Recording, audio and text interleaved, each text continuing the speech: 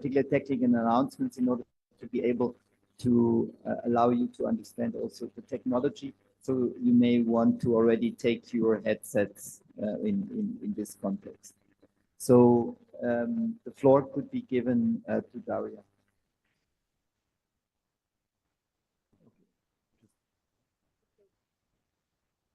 Very quickly, you have screens in front of you which operate like tablet, and you will see their different menus. So agenda menu is the main documents. There you can see all the background documents in English, Russian, Albanian. Then the floor menu, this is also languages, and the small circles in the upper right hand is to choose the language. So press that one, small 3 circles in the upper hand, you will see the language, and then you choose the language of your preference, and you see either the agenda or the translation. The translation is the floor. And then the volume operates like a volume. Thank you. If there are any questions, the IT will be there to help you.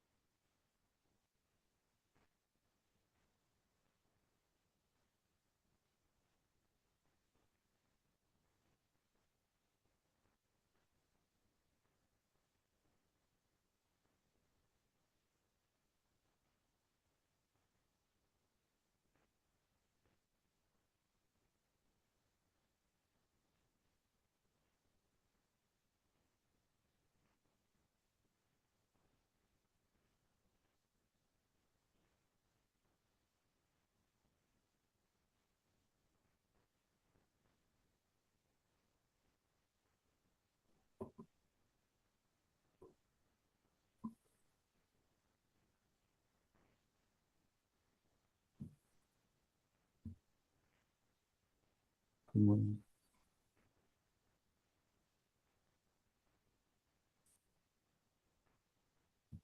Yes. Good morning, Your Excellency, Chair of the Albanian Parliament, Ms. Elisa Spiroli, honorable members of the Parliament, esteemed also colleagues and distinguished guests. It's really a pleasure to welcome you here, and I would like to invite you, Her Excellency, Ms.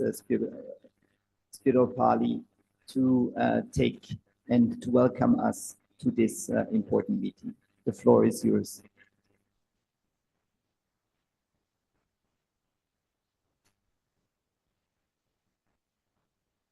Honorable Chair, thank you. Dear chairs and members of the parliamentary committees on food and agriculture of Europe and Central Asia countries, welcome to Tirana, welcome to Albania, welcome to the Parliament of the Republic of Albania.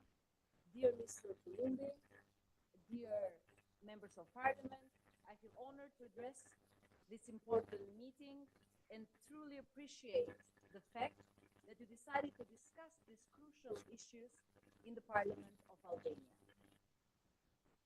The issues of agricultural development and food quality should be, and indeed are, a priority of all countries, especially in new contexts of geopolitical instability and threats. We consider them as such in Albania by striving to create a functional synergy between agricultural development, increasing services, improving the quality of life in rural areas, and the improvement of food quality for the entire population. Public investment in agriculture is one of the main sources for reducing developmental inequalities, as well as for increasing the productivity of agricultural production, the level of mechanization, and the competitiveness of agri-food products made in Albania. Albania has achieved considerable success in reducing agriculture land fragmentation, increasing cooperation in agriculture, and modernizing agricultural services to support farmers and producers in the agri-food sector. I will not list you these achievements, but I would like to emphasize our awareness that we still have much work to do ahead of us. One of the priorities of our agricultural development policies is reducing the asymmetry between agricultural contribution to gross domestic product and its share in the labor force and employment in the country. At present, agricultural contribution to GDP is 18%, while about 1/3 of the country's labor force is employed in agriculture. Improvements in these ratios are significant, especially considering that 15 years ago, agriculture at best contributed about 20% of the country's gross domestic product, while almost 40%, and in some years even 50% of the labor force was employed in agriculture. Support for agriculture, especially through enhancing investments for farms and farmers, is vital for the sector and for the economy of the country. We're also striving to establish functional synergies between the growth of agricultural production and product quality with the agro-industry and agro-processing sector. This synergy not only guarantees quality food for the population and increases the export potential of the sectors, but also expands their potential for diversifying employment opportunities for the rural labor force. In recent years, Albania has experienced a boom in tourism, reaching several record indicators, such as the fact that the number of tourists in 1 year is nearly 4 times the population of this country. This shows and it's a fact of Albania's great potential and attractiveness in the world. We're working to ensure that this trend continues in the coming years. However, to increase the foreign tourist attraction, we are working to expand Albanian farmers' access to the country's tourism market, including through the provision of quality local food. Mitigating the asymmetry between the employment contribution and contribution to economic growth reveals another need for intervention, increasing productivity in the sector. This will facilitate and make the path for Albanian farmers towards export and foreign markets less costly.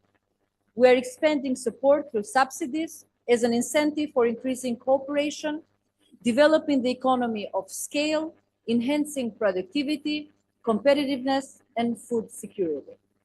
In recent years, the Parliament of Albania has adopted many laws or legal amendments that support agriculture and rural development, such as property titles, land protection, integrated water resource management, and such. We have supported and rectified many agreements between our government and partner governments or organizations on mechanisms and resources to support agriculture and rural development, as well as managing the risks associated with this sector. Just during this session, we have adopted legal improvements for the fishing sector, for organic production, labeling and control of organic products, and for the veterinary services. The implementation of the National Farm Investment Scheme will start soon, and it is an important program to aid farmers and enhance agricultural development and production, which aims to provide direct support to all our farmers. This scheme is part of our policies to encourage and support rural development, agricultural production, as well as to improve living conditions in rural areas. Once more, congratulations on your important work. I thank you and I wish you a successful session.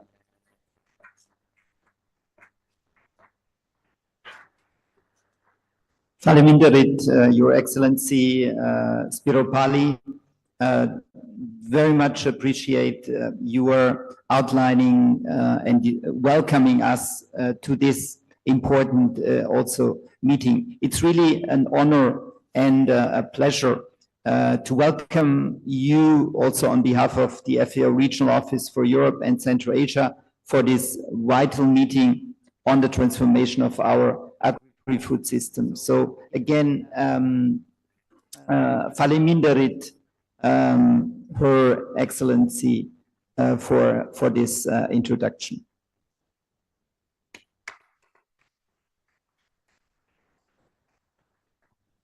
I would like to welcome you, of course, taking into consideration that we have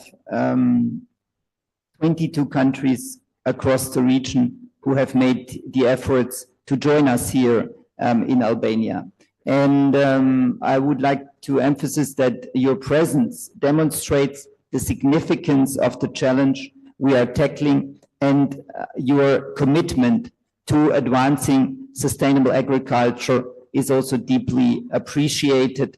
And I would like to thank again also the Albanian Parliament, the Speaker of the Albanian Parliament for the generous offer hosting us here. And I think it's truly an honor and a privilege to convene in such a prestige also environment, such a meeting. And I would really like to hope we're going to have two interesting days for discussion. As we all know, agri-food systems are at the heart of our economy, and Her Excellency has just also outlined how important agriculture is also for Albania, but how important it is also for the society and the environment.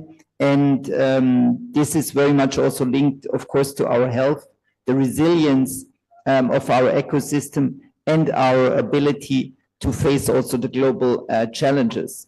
Our discussions today will shape the strategies we use to ensure that these systems remain sustainable, remain equitable, and prosperous for all of us. So the transformation of our agri-food systems require innovative practices, sustainable agriculture technologies, and effective policy interventions.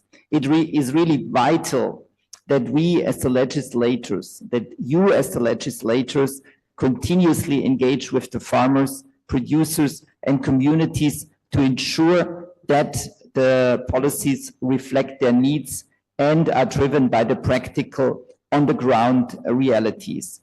FAO as supporting this meeting, stands ready to support the members by providing technical expertise, by providing knowledge and innovative practices for sustainable transformation of the agri-food system. And I'm confident that the insights and ideas which are emerging from the discussions today, which are emerging from the discussions also tomorrow, will guide us in our shared mission to build more resilient and sustainable agri-food systems. So having listened also to the opening remarks of Her Excellency, I'm also very happy to introduce a short video messages from the Secretary General of the Interparliamentarian Unit, Mr. Martin Chungong, who will share also his thoughts on the critical role of parliamentarians, of parliaments in transforming agri-food systems. Colleagues in the technique, please play the video.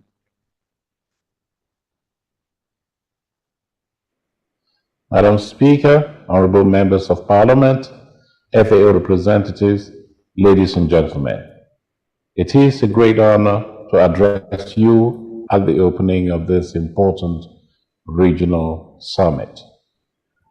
Let me begin by extending my sincere thanks to the FAO and to the Albanian Parliament for organizing this event and providing me the opportunity to speak before you today. The issue of food insecurity is one of the most pressing challenges of our time. Without swift and coordinated action, current levels of food insecurity will only deepen.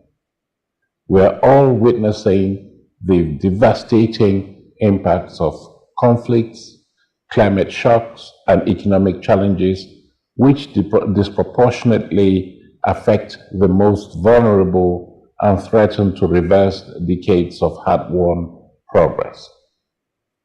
At the Interparliamentary Union, we are committed to providing parliaments with a platform to engage in meaningful dialogue and collaboration on these critical issues.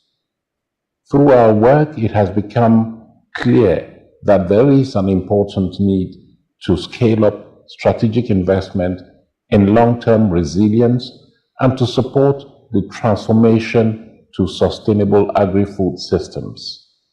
These are systems that not only improve resource efficiency, but also enhance food security and nutrition for all. Parliamentarians play and must play a pivotal role in this transformation. It is our shared responsibility to ensure that policies are grounded in evidence and equity, because one of the great injustices of our time is that a healthy diet remains a luxury for too many. The issue is not merely the availability of food, rather the core problems lie within the organization of food systems and supply chains. Political disruption, conflict, and climate change all place food production at risk. To support parliaments in addressing these challenges, the IPU and FAO have developed a handbook for parliamentarians on food systems. It offers concrete actions that can be taken, such as reviewing existing legislation, setting legislative benchmarks, and developing comprehensive legal frameworks to strengthen food systems and improve nutrition. It also underscores the importance of connecting parliamentary communities that oversee, or committees that oversee, health, nutrition, agriculture, and food systems, while ensuring that budgets are aligned with policies to support these efforts. Of course, when making these decisions, parliaments must weigh trade-offs and opportunity costs carefully. As the representative bodies of our societies, parliaments are uniquely positioned to foster national dialogue on food and nutrition priorities. The IPU will continue to work closely with FAO and other partners to mobilize the political will necessary to keep food security and nutrition high on parliamentary agendas. Ladies and gentlemen, before I conclude, I would like to say a few words about the strong partnership between the Albanian Parliament and the Interparliamentary Union. This partnership dates back to 1955, when Albania became a member of the IPU. Since then, the Albanian Parliament has consistently demonstrated its commitment to our shared goals, particularly by placing the implementation of the Sustainable Development Goals high on its political agenda. Our collaboration around sustainable development began in earnest in 2020 with joint activities aimed at helping parliamentarians and staff integrate the SDGs into their legislative and budgetary processes. Last year, a study tour to Geneva provided Albanian parliamentarians with the chance to engage with key IPU partners such as the United Nations Economic Commission for Europe and UNDP. The Albanian Parliament has shown a commendable willingness to collaborate, learn, and exchange ideas with other parliaments and stakeholders, as demonstrated by this very event. Given the progress achieved and the Parliament's ongoing commitment to the SDGs, we are eager to take our collaboration to new heights.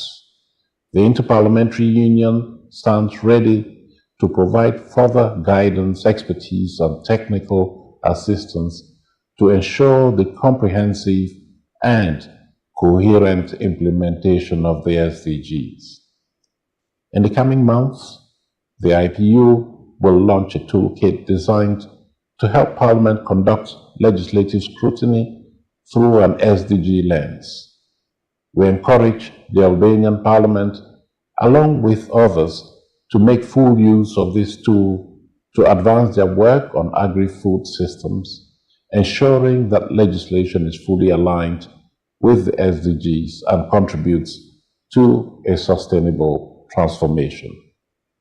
We are excited about the opportunities ahead and look forward to deepening our collaboration with the Albanian Parliament and our FAO partners. I wish you a productive and successful meeting.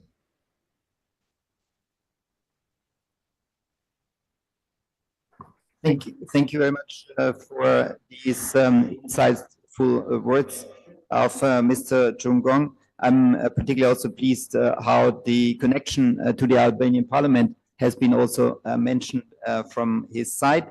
We will also very quickly move to our next short video introduction, and we're looking forward to hear from Mr.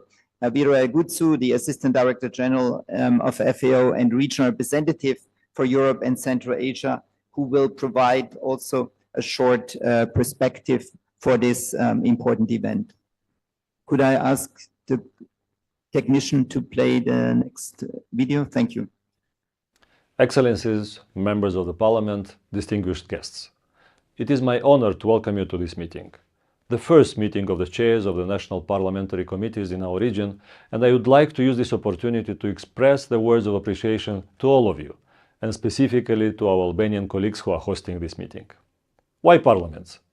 It is because each of you can have a role to play in the transformation of agri-food systems. We count on parliamentarians to protect people's right to food, ensure proper conduct along the food supply chain, and promote equitable access to healthy and sustainable diets for the people in our countries. As Food and Agriculture Organization of the United Nations, FAO, I look forward to working with you on this critical mission.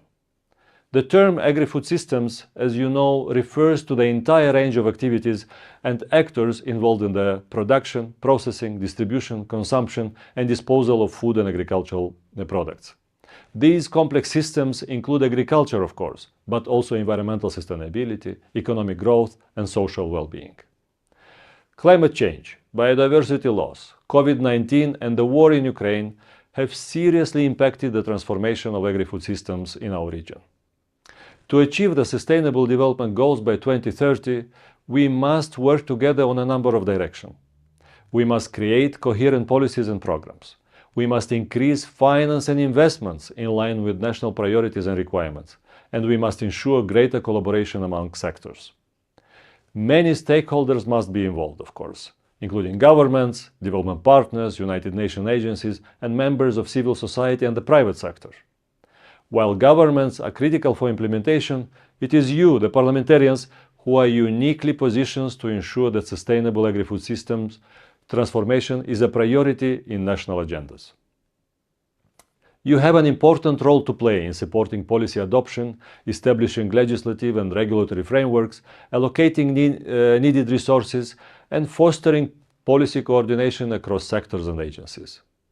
The first Parliamentarian Summit in Albania underscores the critical role of parliamentarians in the work we are all trying to accomplish. Also, at the second Global Parliamentary Summit against hunger and malnutrition in Chile last year, parliamentarians from all over the world gathered together to discuss their critical roles in creating an enabling environment for responsible investment in agri-food systems in the area of legislation, policy, public administration, and the provision of public goods. FAO places great value on the role of parliamentarians in creating transparent and stable policies to enhance responsible investment in agri-food systems, and you are critical in this effort. Here at the country and regional level is where much of the work happens. It is here that initiatives are developed and implemented, and that is why the FAO Regional Office for Europe and Central Asia is intensifying its work with all of you to scale up and localize global initiatives. You can influence political and legislative agendas and create increased and sustainable investment in agriculture, and you are critical in this effort. It is with all of this in mind that we have gathered at this meeting from countries throughout the region, and we are delighted to hear your experiences and to discuss ideas for ensuring that policies and legislative initiatives are sustainable and inclusive. Only together we can be back on track achieving the 2030 Agenda for Sustainable Development by transforming agri-food systems for better production, better nutrition, a better environment and a better life, leaving no one behind. Let me wish you once again a successful and productive meeting, and thank you very, very much.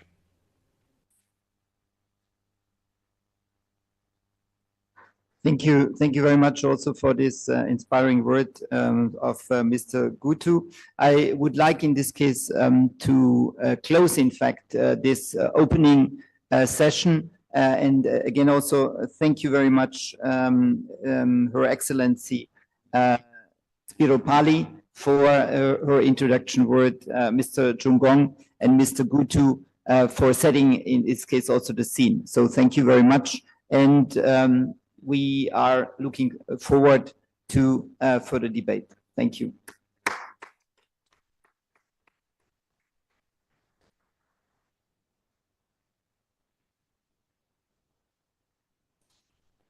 Before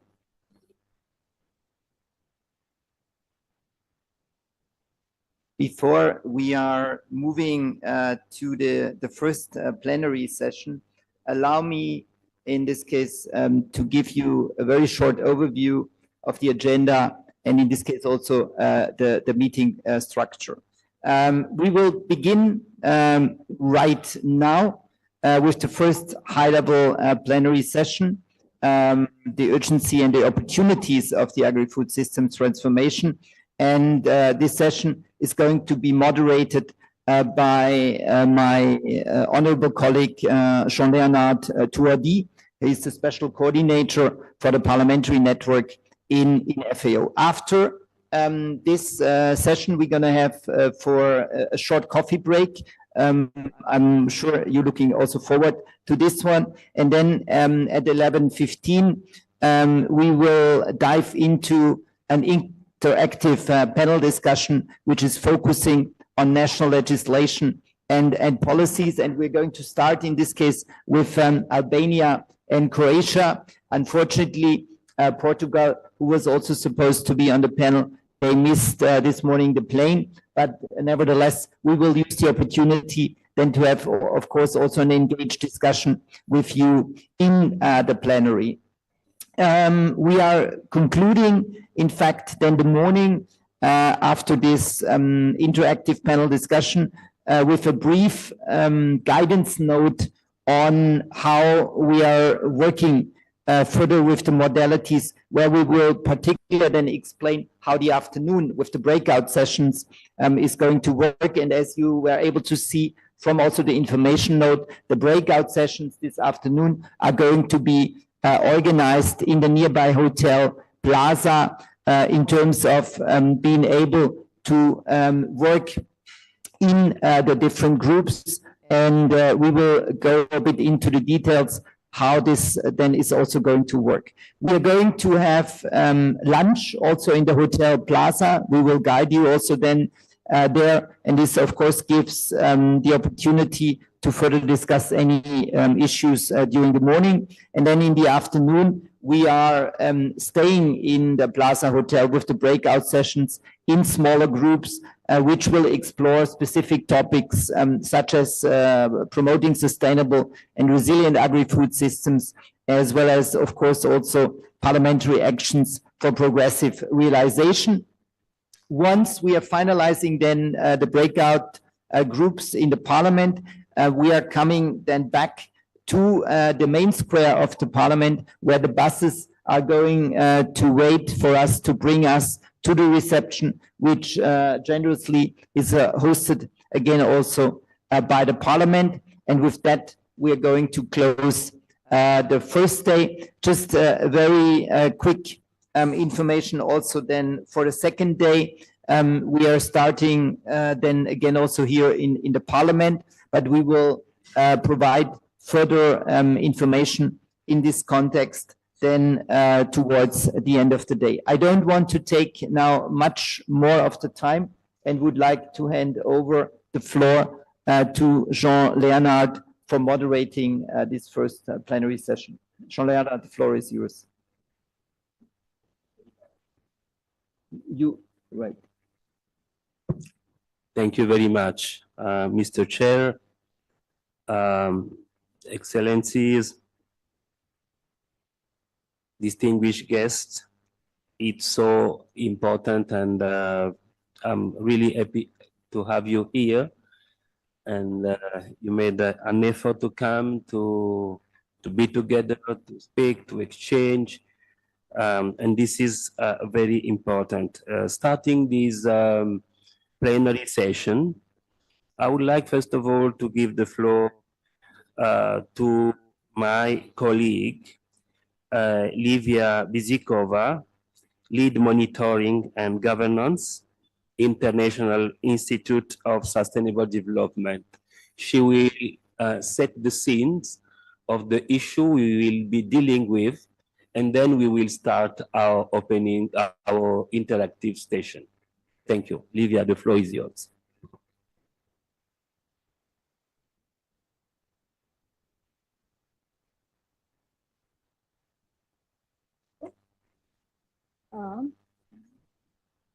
It's okay?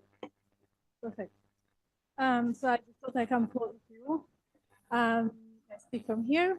So my name is Livia Bizikova. I am senior lead at the International Institute for Sustainable Development. IISD is an international think tank headquartered in Canada.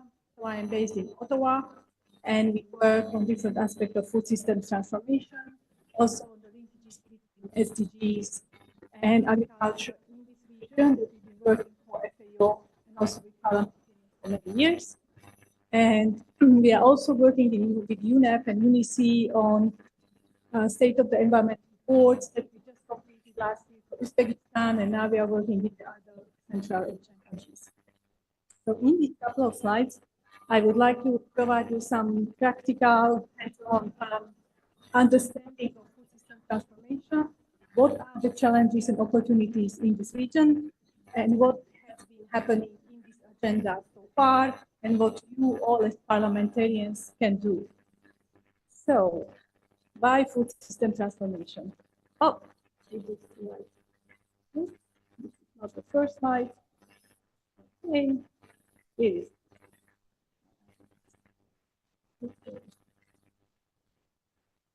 Okay, first slide. Why food system transformation? So many of you, and for many years, we kind of thought about food systems or food productions as an activity of agriculture. So very often when we think of food system transformation, it originates in the areas of agriculture, forestry, and fisheries, depending on if you have a coast or don't. But the food system transformation concept tries to broaden this and beyond thinking of production, processing, distribution. We also added the aspect of food consumption and as well as disposal of food products, meaning food waste and loss.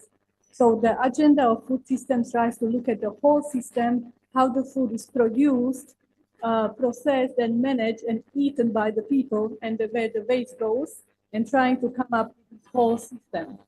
And why this systemic approach? It is because we are facing many challenges, both on the human side in terms of the quality of the food, nutrition challenges, on the environmental side, and also with in many aspects, many times in the economic of the agriculture and production and income that can be derived and the quality of employment happening in the sector.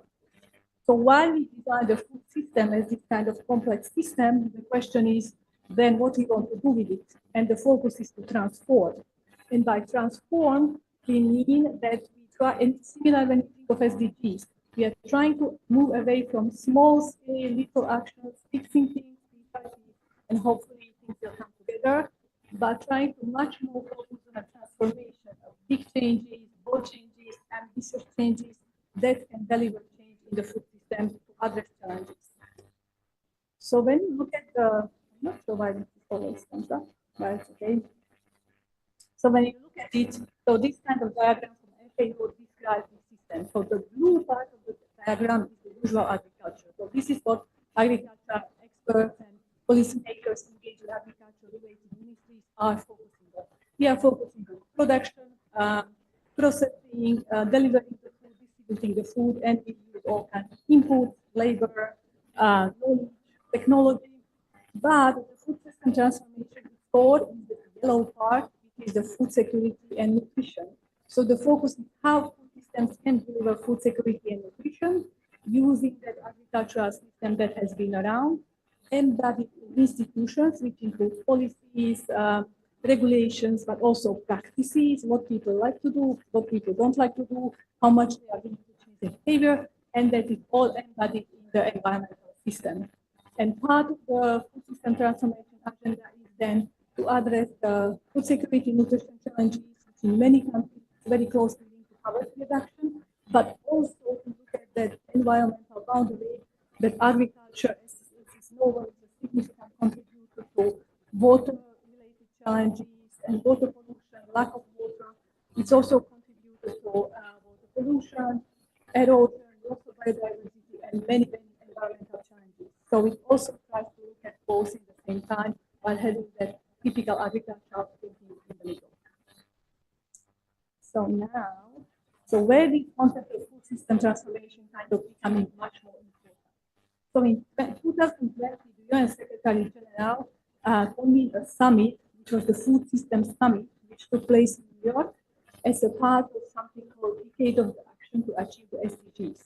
So it was 2021, there were roughly 10 years to get to SDGs, and we basically felt that we need to accelerate our action to achieve SDGs. So that was 2021, when the food system transformation concept was started. And then last year in 2023, there was something called stock taking, which was a food system summit +2, which looked at what has happened since the food system summit in 2021. And it's very rare for many UN processes to actually do this kind of stock taking. It's often we agree, we decide to do something, and then slowly, country by country, go for a progress. So here there was a national event that was co-hosted by FAO, IFAD, and the World Food Program to bring together the leaders and discuss again what progress has been made. There was a resolution developed, and so the green logo is the first food system summit, the blue is the food system summit +2. And this September, in New York, there was something called Summit of the Future, which is again the next event in the series of events. And this looks at basically how we think about future challenges and what we need to do. And there were two important topics discussed. Those are those blue and gray squares. But I just picked four that also relevant for the food system transformation and will come back to this agenda, which is a very strong youth engagement. So working with young people, involving young people, then to change trying to transform food system, which is fairly new and so far it wasn't within the food system transformation. The second is technologies, and the last one is basically the beyond GDP, how we can complement GDP with some better measurement. And it has huge implications for agriculture, because often agriculture has a very small share in GDP, but it's very important for the country. So this is where we are at now. And so as it was said earlier with the excellency, the Speaker of the House, this region is on the one hand very interesting, on the other hand it's very, very diverse, especially when you look at agricultural transformation. So finally this slide is popping up. So, when you look at the share of GDP of agriculture, forestry, and fishing in the four regions, the OECD, the European Union, Central Europe and Baltics, and Central Asia, removing the high-income countries, we can see a huge difference. But the EU and the OECD are around 1.7, 1.8% of GDP.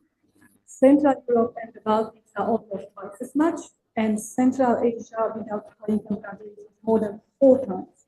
So when we start thinking about transforming an agriculture in a country where the agriculture has a high share of GDP, it's much more going to issues that was already mentioned in terms of how to change the production processes, yields, efficiency, while in those countries that we have the EU and the OECD, they are already on their 40s of their efficiency. Their system of production are already set up. So their changes might be a bit different than what we consider in the rest of the region. And similarly for employment. So employment in agriculture in the EU and OECD is around 5%, just below. The employment in Central Europe and the Baltics is a bit higher. It's kind of 1.5 times higher. And in Central Asia, and excluding the rich countries and Europe, it's even much higher. And again, if you want to transform agriculture in places where you have already high efficiency, low employment, and an efficient structure, it's very different in places where you have high employment and the rural areas depend on the agriculture. And finally, when you look at the last aspect, which is food security and nutrition, this is kind of most of the EU, OECD, and to some of the Central European countries are in the same level of food security and nutrition challenges. Here also, Central Asia achieved significant challenges to other food security and nutrition during the last 15 years. However, the challenge of food security and nutrition is still higher, much higher than in the rest of the country. Again, so in these places, having the issue of food security and nutrition is much more important part of the transformation than in other places. And of course, when we talk about nutrition, we can also look at quality of nutrition and obesity. And again, a problem of the different countries in different places. So I just wanted to say this, so when you are all working together for the next day and a half, it's really important to realize that you may have different goals or focus, but how you achieve those or how you provide or develop partnerships or action might be very similar. But the focus could be slightly different, but it also creates an opportunity for you to learn from each other, inspire from each other's actions, because many places are trying to do things a little bit different. It's not that uniform in other regions. Okay, so what has been happening? So to meet the food system transformation kind of requirements for the pathway, countries develop a so-called food system transformation pathway. It's a document that outlines how the country would like to transform the food system. These pathways are submitted to the UN General Assembly, and 155 countries developed, which is very rare for such a short-term plan that happened very recently. We didn't have that much preceding efforts. And when you look at the blue chart, 63% regards mostly led by agricultural ministry, so ministry that focus on agriculture, and the second, the 6% is environment. So these they are basically three ways how we can think of these pathways. Some countries, many Central Asian countries, sometimes even other European countries, but not the EU members, often develop a strategy, and many parts of the world, they develop a strategy outlining what they want to do, how they want to do it, and also some international legislation. Some countries decided to submit a code communication that was led by the Prime Minister, a President, or and the Minister of Agriculture to outline their kind of steps, what they want to do to transform agriculture. And some countries, they decided to kind of take a different approach and directly go to the national legislation. And of course, in EU countries, there are large numbers of EU directives and recommendation of food system transformation. So many countries kind of follow that. But so let's see. So this is an example of so this is an example. So let's say these four countries that I just picked, Albania, Armenia, Georgia, and Kyrgyzstan, submitted the transformation strategies. And in their strategies, they talk about, as it was mentioned at the beginning, the efficiency, the competitiveness, a lot of issue of food safety, which is not just in these countries, but many rest of the world. And then some specific local issues, which would, for example, include developing local markets, promoting organic production. Albania actually has tourism as part of the food system strategy, and important to connect to tourism while developing food systems. And of course, there are environmental issues like sustainable resource management and climate change. So every country already outlined in 2021 has some updated in later what they want to do. So when you come from your country, these documents are available, and I'm sure many of you are aware of it, to look at what the country is saying. Now, some countries, for example, Ireland or Latvia, and there are a few more, but I just picked some from this region, actually refer to their existing food system, food or agricultural strategies as part of their transformation strategy. So Ireland refer to their food vision 2030, Latvia refer to their sustainable development strategy until 2030. So these are the strategies that are very recent, and they basically meet the requirements of transforming food systems. So they didn't go to the root to develop a new strategy. But many countries in this region, especially the Central Asia, some part of the Baltics and few others, developed their own strategy. So now, what happened since? So these strategies happened in 2021. So what the countries been doing since then? So this is the global overview of things that you can summarize what's been happening. So most, and this is also going to your efforts as a parliamentarian, what you can do. So most of the countries focused on looking at what is in those food system transformation pathways into the national legislation. And this is because the food system transformation pathways are often developed in a largely collaborative process, many stakeholders, and it doesn't mean that they work against the national strategy, but they could outline priorities that are not strongly stressed in national strategies, or not as a high priority, but lower priority by the stakeholder engagement. The second part is these are so-called national strategies. And now agriculture is local or regional. So in many countries, even though you have a national strategy, how that happens in the different places of the country, because what kind of agriculture we have. The next step of countries been doing, and again, this is related to potential action for the parliamentarian, was to look at how these national strategies would be translated into the regional needs and priorities, so that when you invest or prioritize investment, you can actually look at it. And the last part was looking at advancing implementation, so costing, allocation of money, monitoring, and capacity building. And so these are also graphic actions that you, as parliamentarians, consider. So, yes. So now I just would like to, on 3 slides, kind of review what are these specific actions. So one key is addressing the gaps in legislation and strategies. Many of you, and this is the most common thing, the countries have some sort of national agricultural development strategy, modernization strategy, sustainable agriculture, these type of strategies, but the food system transformation strategies are not completely aligned.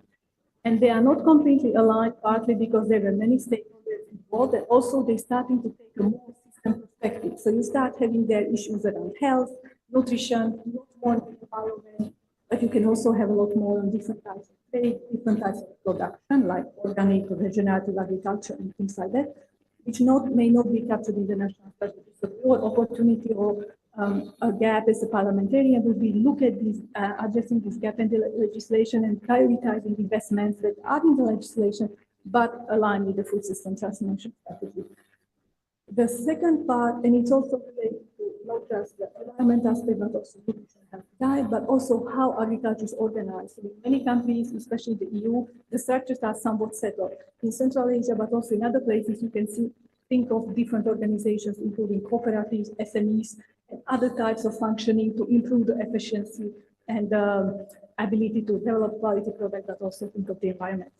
And one of the significant steps in this work was the second Global Parliamentary Summit that was hosted by FAO, and basically it set a basic kind of the basis of how we can think about the strategy. The next part of the step would be looking at parliamentary oversight and budget allocations. Here I just picked two screenshots from a different document, but there are, this is from the Canadian House of Commons and from the UK. So there are many examples of how to do parliamentary oversight, especially around expenditures and investment. So this is something that matters because we know that in many cases we can have strategies with a lot of activity, a lot of plans, but at the end the investments are only allocated to certain things. And looking at what budgets are approved in terms of the priority strategies. Livia, could we remind you on the time, please? On the time, thank you. And then also following up on the spending and monitoring the impact. And then the last one, which you are all here, is to how to relate to your colleagues and how to relate to stakeholders in the region. So it's kind of connecting with other parliamentarians, sharing experiences, learning from each other, but also connecting to stakeholders in your country, because often, as I mentioned earlier and you heard earlier, this is a very collaborative agenda. So you have researchers, other agencies, local agencies that you can reach out. So it's also you as a parliamentarian in the context of your country and the relevant expertise. So just the last slide. I don't know why this is popping up.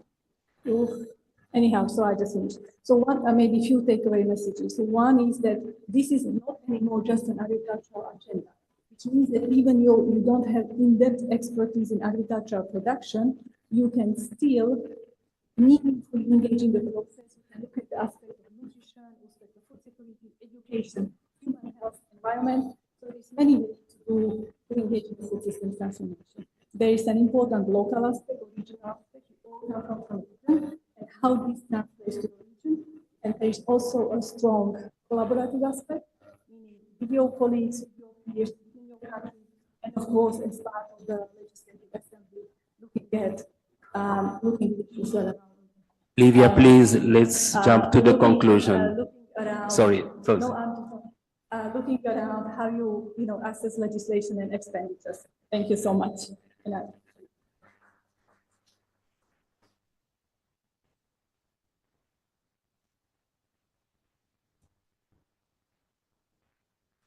Thank you to you, Olivia, from the International Institute on Sustainable Development Goal, for setting the scene and for giving the situation in the region, for giving us info, very useful info on the international debate around the food system summit, around the summit of the future. And thank you to stress that we have common challenges. So it's important to create this kind of public spaces for exchange, lesson learned, and practices. Now, Excellencies and Honorable, we will have our interactive session, high-level interactive session. With two questions. I want you to address and to respond according to your national context. One is about considering the specific context of your respective countries. What have been the priorities and challenges facing your parliament in terms of legislative frameworks and public policies related to agri-food system transformation? But then we have to look ahead? How do you envisage your parliamentary initiatives for boosting your national strategies aimed at achieving the food system transformation for better production, better nutrition, better environment, and better life, leaving no one behind? We would like to know actions and partners to achieve SDGs and to realize sustainable agri-food systems. So 2 questions. One about what are you doing now, and what are you thinking to do, and what are the actions and the partners? I have some MPs that requested to have the floor from Italy, Cyprus, and Greece. I will kindly request, and I will really beg you to be very short in order to allow the major numbers of colleagues, of your colleagues, to have the floor and to close on time this session. So you have to raise your hand and take the floor very shortly. I would say 2 minutes.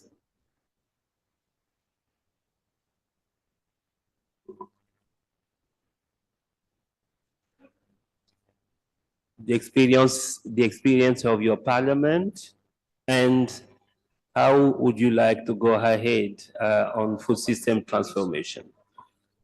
If I'm not wrong, Grace? Yes. You have the floor. Thank you for giving me the floor. Honorable delegates, ladies and gentlemen, a very warm morning for everyone present here today. The topics I'm going to elaborate on are Sustainable Development Goals and Agri-Food Systems.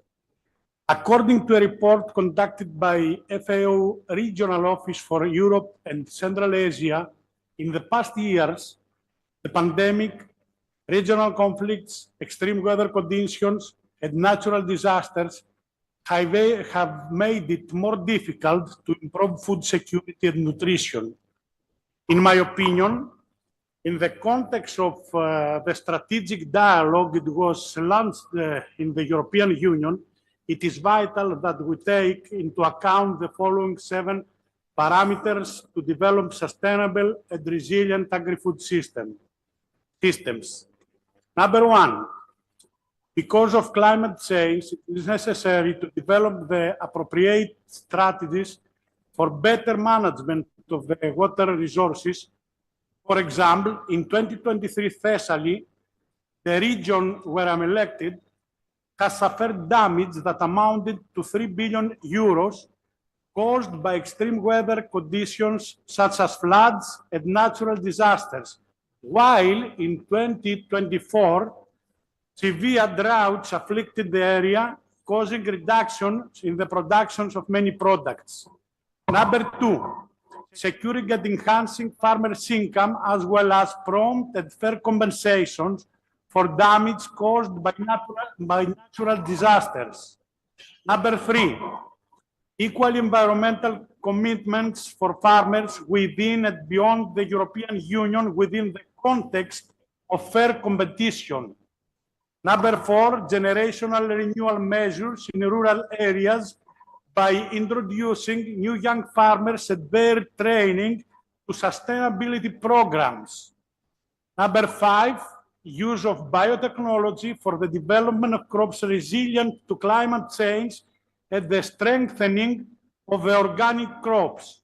Number 6, in addition, it is imperative to implement controls and planning to monitor the food systems from the early production stage until the distribution to consumers, according to the previous policy choice of the European Union from farm to fork. A minute, please. Number 7, strategy development for each agricultural and livestock farming product. Last but not least, the cost of production is a high priority for many countries, including Greece. In conclusion, achieving sustainable development goals for agriculture and the environment requires more work, greater effort, and more understanding from all of us. I am convinced that we will have a long-term and fruitful collaboration to further enhance the agri-food systems. Thank you for your attention.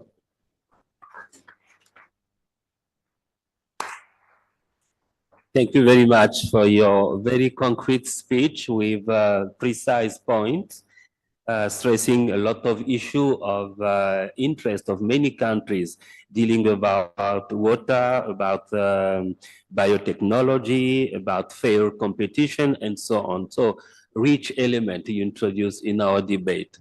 I would like now to give the floor to Italy. If Italy is ready to take the floor, ne ha facoltà.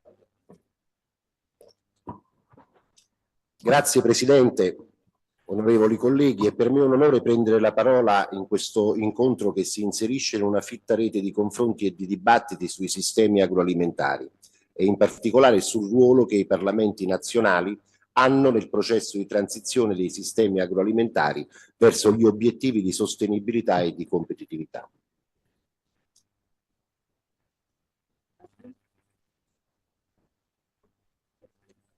Mr. President, honorable colleagues, I am deeply honored to take the floor during this meeting, which is part of a dense series of debates and discussions on the role of parliaments as agro-food systems are shifting towards sustainability and competitiveness. Il dibattito odierno si apre infatti all'indomani della riunione ministeriale del G7 Agricoltura svoltosi lo scorso mese di settembre in Italia.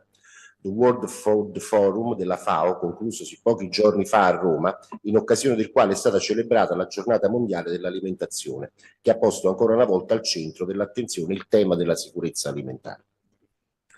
Today's debate is held just after the G7 Agriculture in September in Italy and an FAO World Forum, which ended a few days ago in Rome.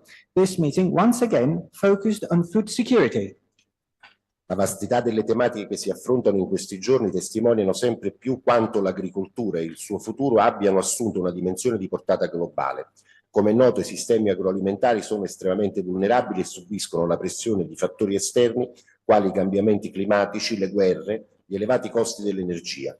Tali elementi pongono a serio rischio la produzione alimentare e frappongono ostacoli all'accesso al cibo, attenuando la vulnerabilità delle popolazioni. È quindi necessario perseguire l'obiettivo del raggiungimento di un equilibrio tra sicurezza alimentare e sostenibilità ambientale per ridurre l'impatto di questi fattori e garantire la resilienza dei sistemi agroalimentari. We are going to address many important issues in the next few days. This is a further demonstration that agriculture and the future of agriculture have become more global questions. We all know agri-food systems have become vulnerable and under pressure under extreme factors such as climate change, wars, and high energy costs, which put at risk food production and have become an obstacle to access food, thus making local communities more vulnerable. In Italia, soprattutto in questa legislatura, l'agricoltura è tornata a ricoprire un ruolo di primo piano quale leva portante dello sviluppo economico e sociale del Paese. In Italy, during this legislature, agriculture has become a driving force for the economic and social development of the country.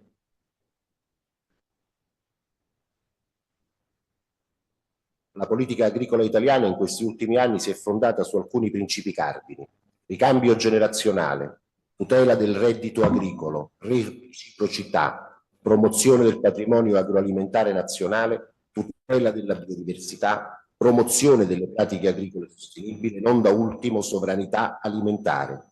Tali principi trovano fondamento in un nuovo modello agricolo nel quale la tutela dell'ambiente si concilia con quello della sua produttività e che vede l'agricoltore parte integrante dell'ambiente in cui svolge la sua attività. Il tema della sovranità alimentare è per il governo italiano di capitale importanza, in quanto garantisce lo sviluppo e la crescita economica del settore, dando alle persone la possibilità di vivere la propria terra, mantenendo la propria identità. In recent years, Italy's agricultural policy has been based on the following principles: generational turnover, protection of farmers' income, reciprocity, promotion of agri-food heritage, conservation of biodiversity, promotion of sustainable development in farming, and last but not least, food sovereignty. This principle is at the base of a new agricultural model in which environmental protection goes hand in hand with environmental productivity. Farmers have become part and parcel of the environment in which they operate. Food sovereignty plays a key role for Italy's government because it is a guarantee of development and growth throughout the sector, giving people an opportunity to live off their land and keep their identity. Tale visione, a mio parere, è determinante per fondare le basi del futuro dell'agricoltura e il nostro auspicio è che queste istanze possano divenire oggi parte di un patrimonio comune da condividere. I think that this approach is crucial to lay the foundations of the future of agriculture, and I hope that these concerns will be shared by all stakeholders.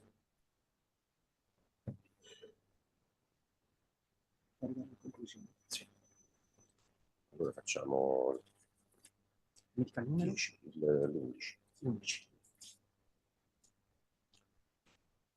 In questa ottica, l'importanza cruciale assume il riconoscimento della centralità del ruolo dell'agricoltore come primo custode e tutore dell'ambiente e del territorio, che da soggetto passivo diviene protagonista del processo di produzione agricola.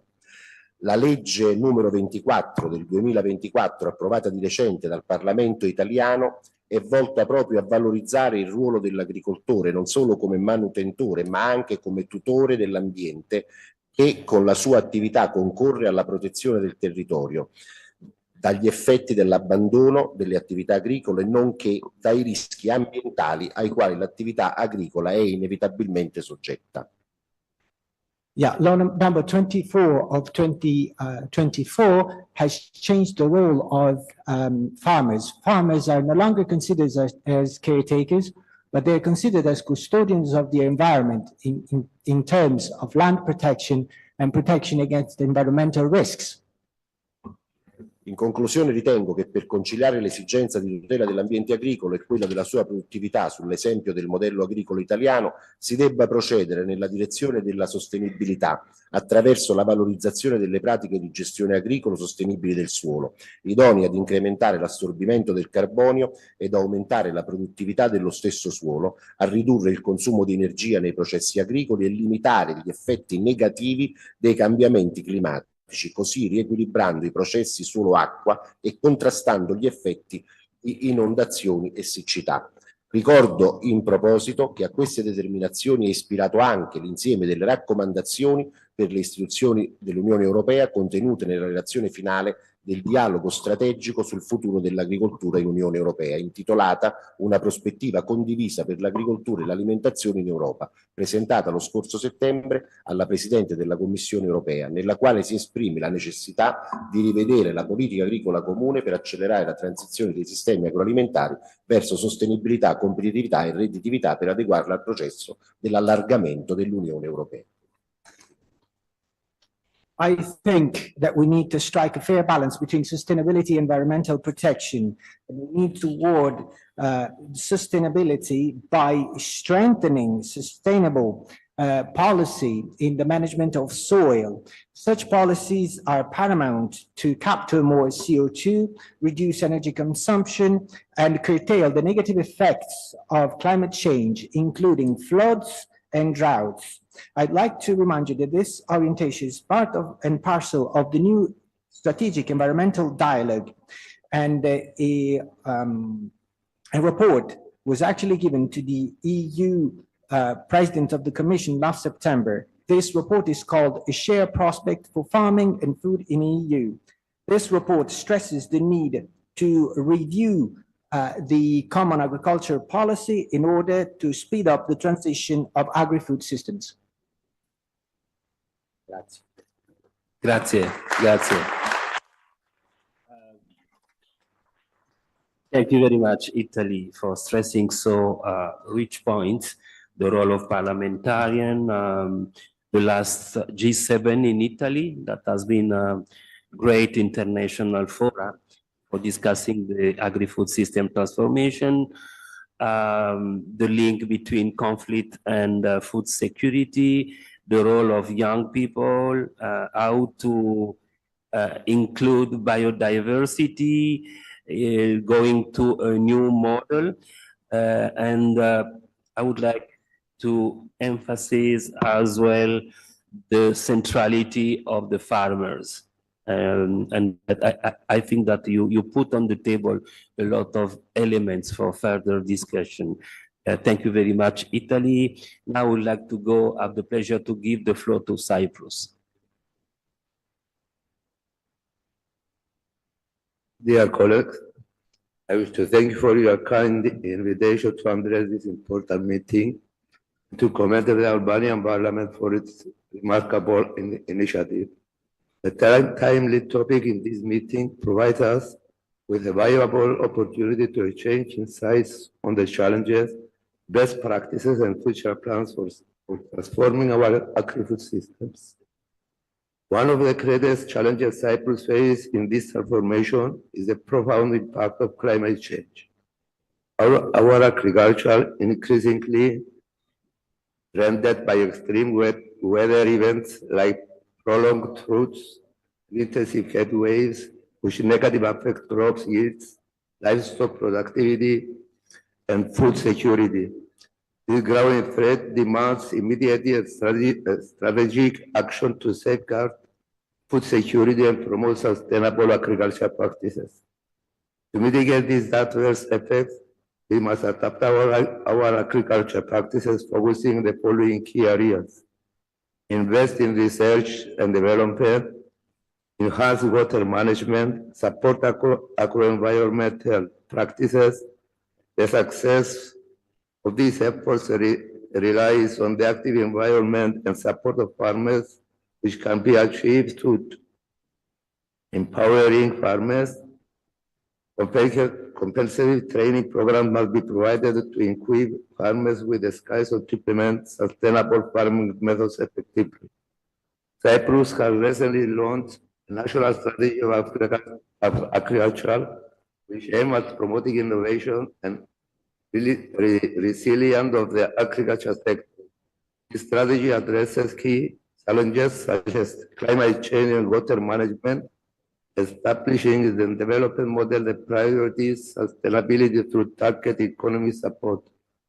The strategy's main initiatives include promoting sustainable farming practices, encourage environmentally friendly farming methods to enhance resource efficiency, improving water management systems, optimize the use of water resources, to advance systems and technologies, supporting research and development, continuously invest in research and technology innovation to modernize the agriculture sector, access to smart farming solutions, ensure that farmers have access to cutting-edge technologies that can improve productivity while reducing environmental impact.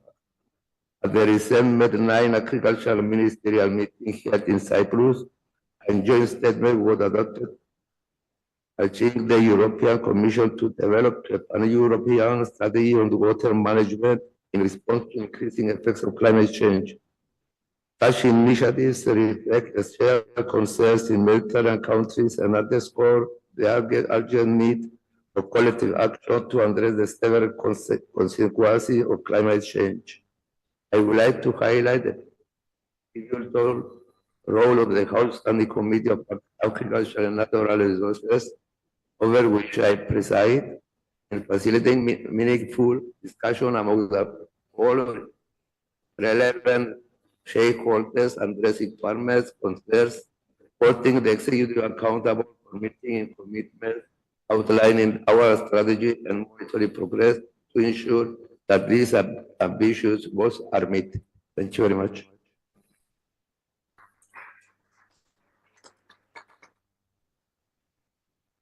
Thank you very much, Cyprus, for being really on time. You stressed a lot of points that are common to many of you. I do just remember water management that has been mentioned by Grace as well. I think this is something we should discuss a little bit further.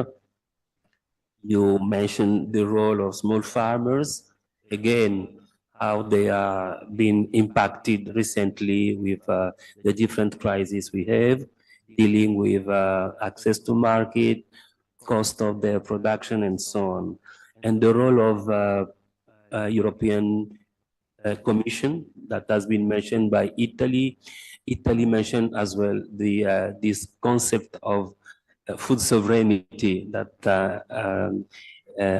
has been discussed long, and Italy is pushing this.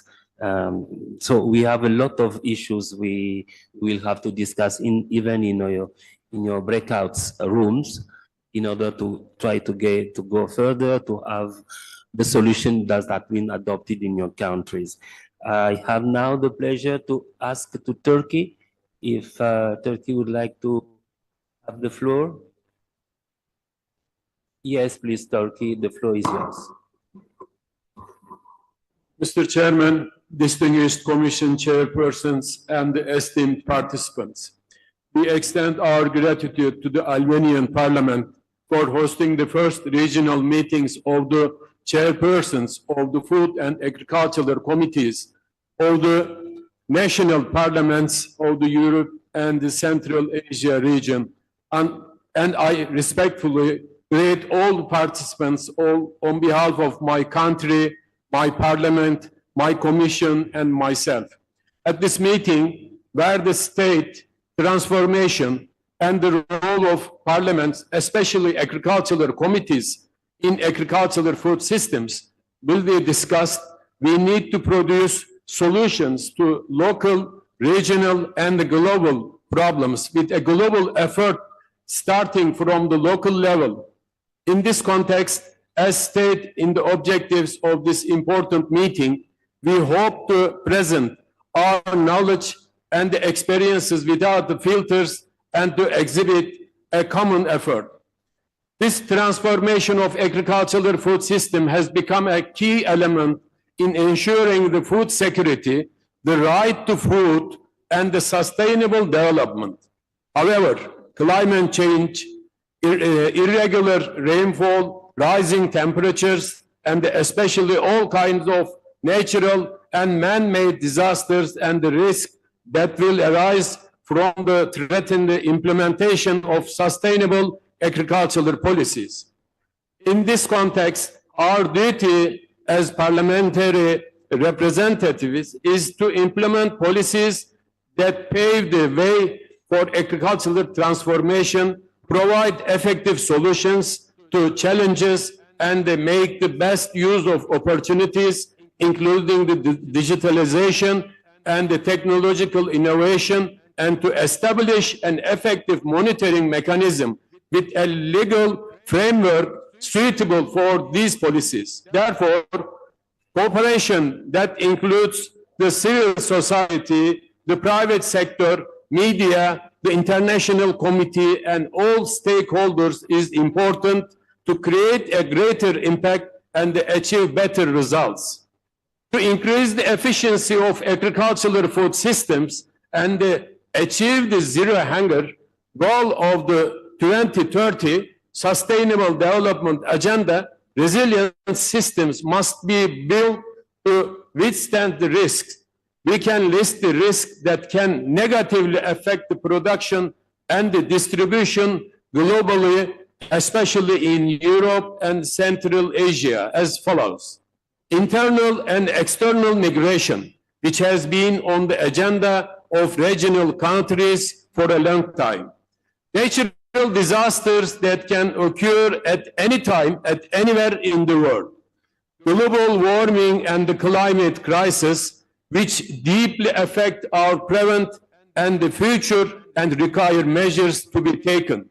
Regional and global conflicts and the wars, considering the humanitarian disaster in Gaza, the ground attack initiated by Israel against Lebanon, at the tension in Lebanon that will not be limited to the country, and the fact that we are approaching a regional war at any moment without ceasefire in Lebanon and Gaza. And finally, the pandemic we recently experienced and the unforeseen risks that caused the disruption of the supply and the production chain, whose effects we still feel. In this context, to minimize the risk mentioned above and to overcome risk situations with minimal damage, the first thing to determine is that the strategic products are the agricultural sector, which is itself a strategic sector. When determining strategic products, the needs in risk situations should be taken into account. In this context, considering the Grain Corridor Agreement signed by Russia, Ukraine, Turkey, and the United Nations on July 22nd, 2022, the increase in the commodity prices due to the war, although higher than grain prices, the corridor being referred as a grain corridor is a good example of which products are needed in risk situations. After determining the strategic products, a will to carry out the planned production should be put forward, and the use of all other agricultural inputs, especially the globally limited land and water, should be made as efficient as possible to increase the efficiency of production. To increase the efficiency of agricultural food system, ensure sustainability and establish continuity, the rural development should be supported and prioritized. Although small-scale farms and the family businesses form the backbone of our food production, they often do not benefit sufficiently from the agricultural reforms and the investments. The agricultural sector is as a disadvantage compared to the other sectors in terms of the use of technology and the digitalization due to the low interest of young people in the agricultural sector. Therefore, as a parliamentary representatives, we need to develop policies that will train young farmers, use the technology in production, and increase the farmers' access to finance and information. We need to take the term self-sufficient country, which we are all familiar with, one step further and create self-sufficient cities and regions, especially products with a short shelf life and whose freshness is important should be produced in their own areas with the resources of the cities and the regions, which will remind you of the time. Thank you very much. Which will protect the region against many risks.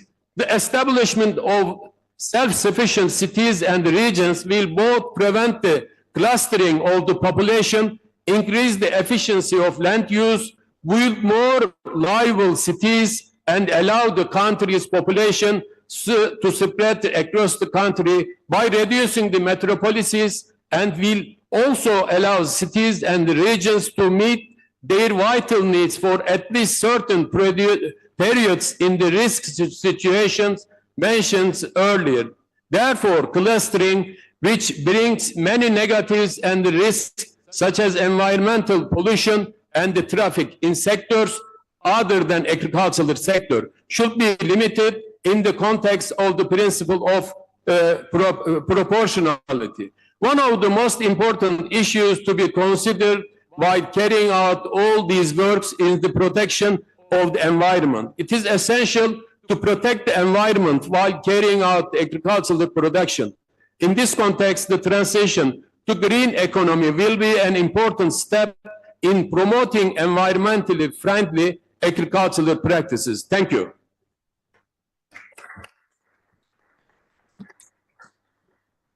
Thank you very much, Turkey, for your passionate intervention and speech.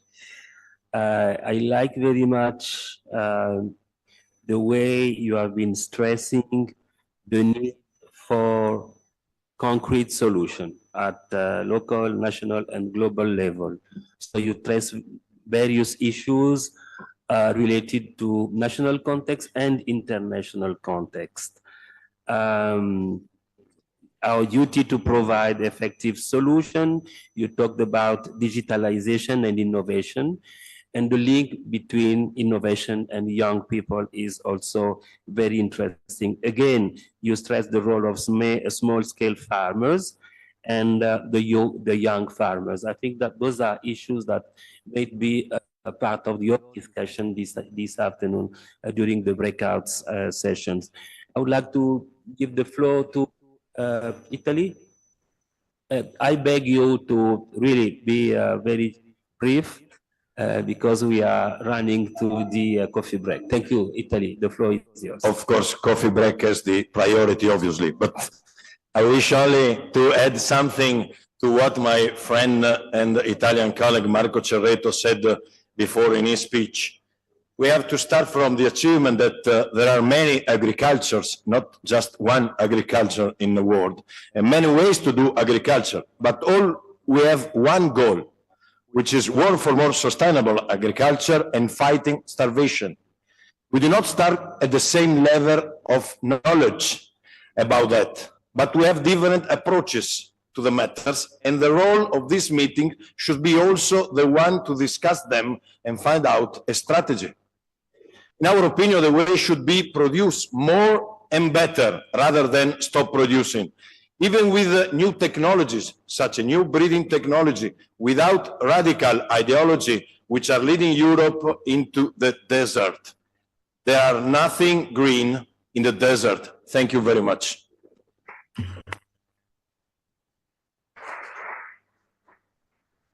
Thank you very much, and I would like to thank you because you have been faithful in being very short and straight to the point. I would stress, yes, the one goal, one common goal is sustainable agriculture. But I would like to stress as well what you said when you stress that we have to produce more and better. This, I think, it's a challenge for the trying times we are now living on, because we have the economy, which is an open system, which has a huge capacity of producing, but then we have nature with very limited resources. So this is the challenges, how to produce more and to produce better. So thank you for stressing this very huge challenge. I think structural challenge of the future that defines sustainability at the end. I would like to know if there is a final intervention before running to the coffee break. Otherwise, I would like to thank. There is an intervention.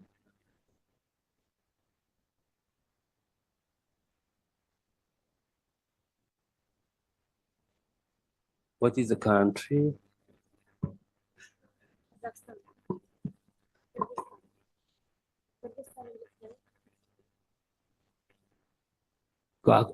After the coffee break. Thank you.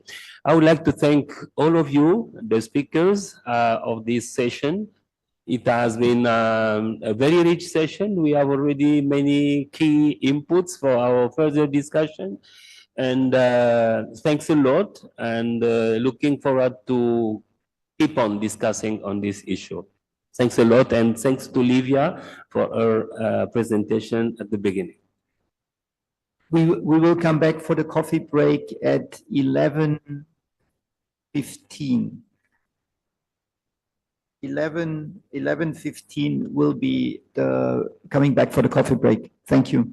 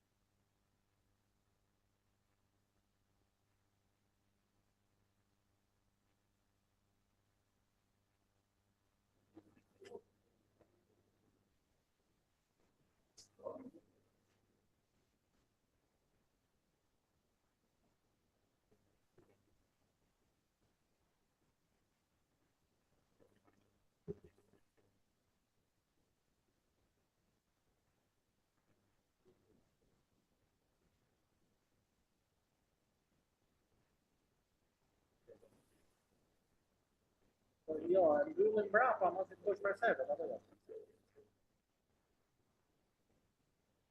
In Bühler,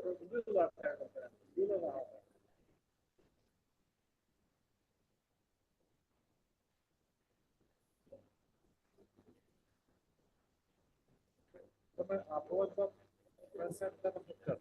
Certo, qui è da dirne più. 3% di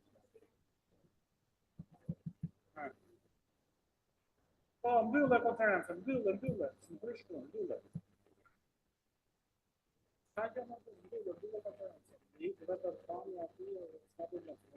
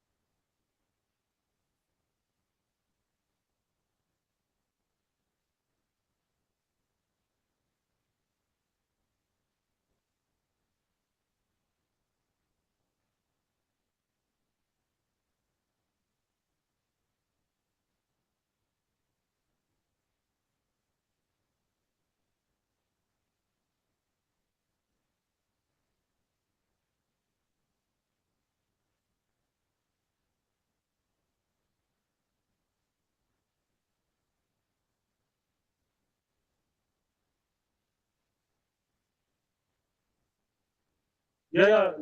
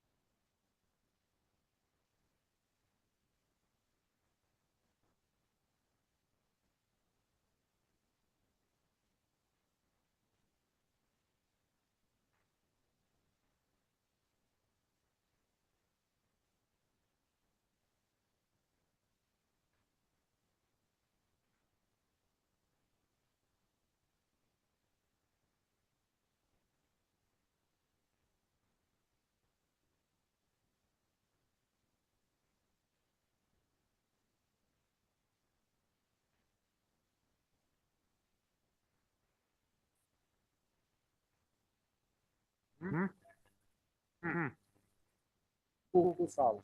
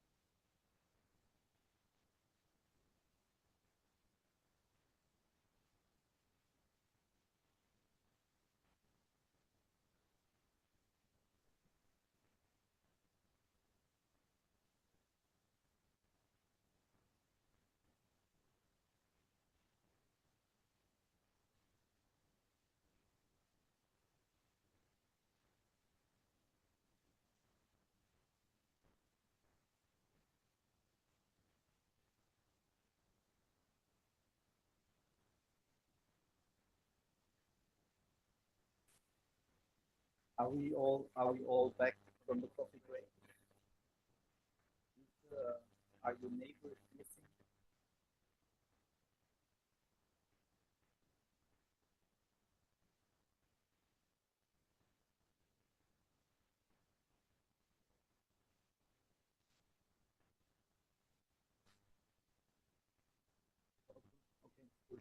I think we should.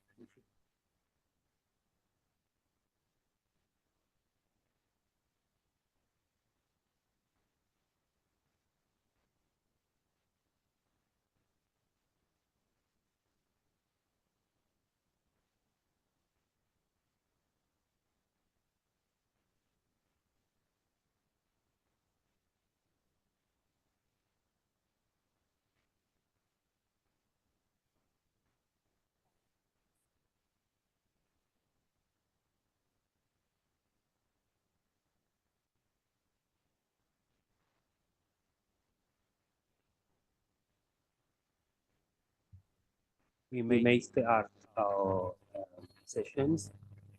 We still have on this first high-level interactive session, we have two contributions from Kyrgyzstan and one from Ukraine. And after that, we will shift to the next panel. So I will really beg you to be very short, Kyrgyzstan and then Ukraine. Two contributions from Kyrgyzstan and one from Ukraine to conclude this session. Kyrgyzstan, you have the floor.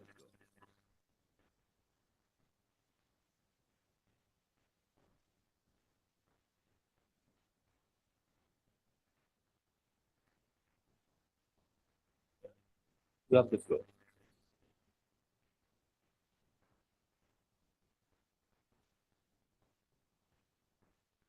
Спасибо.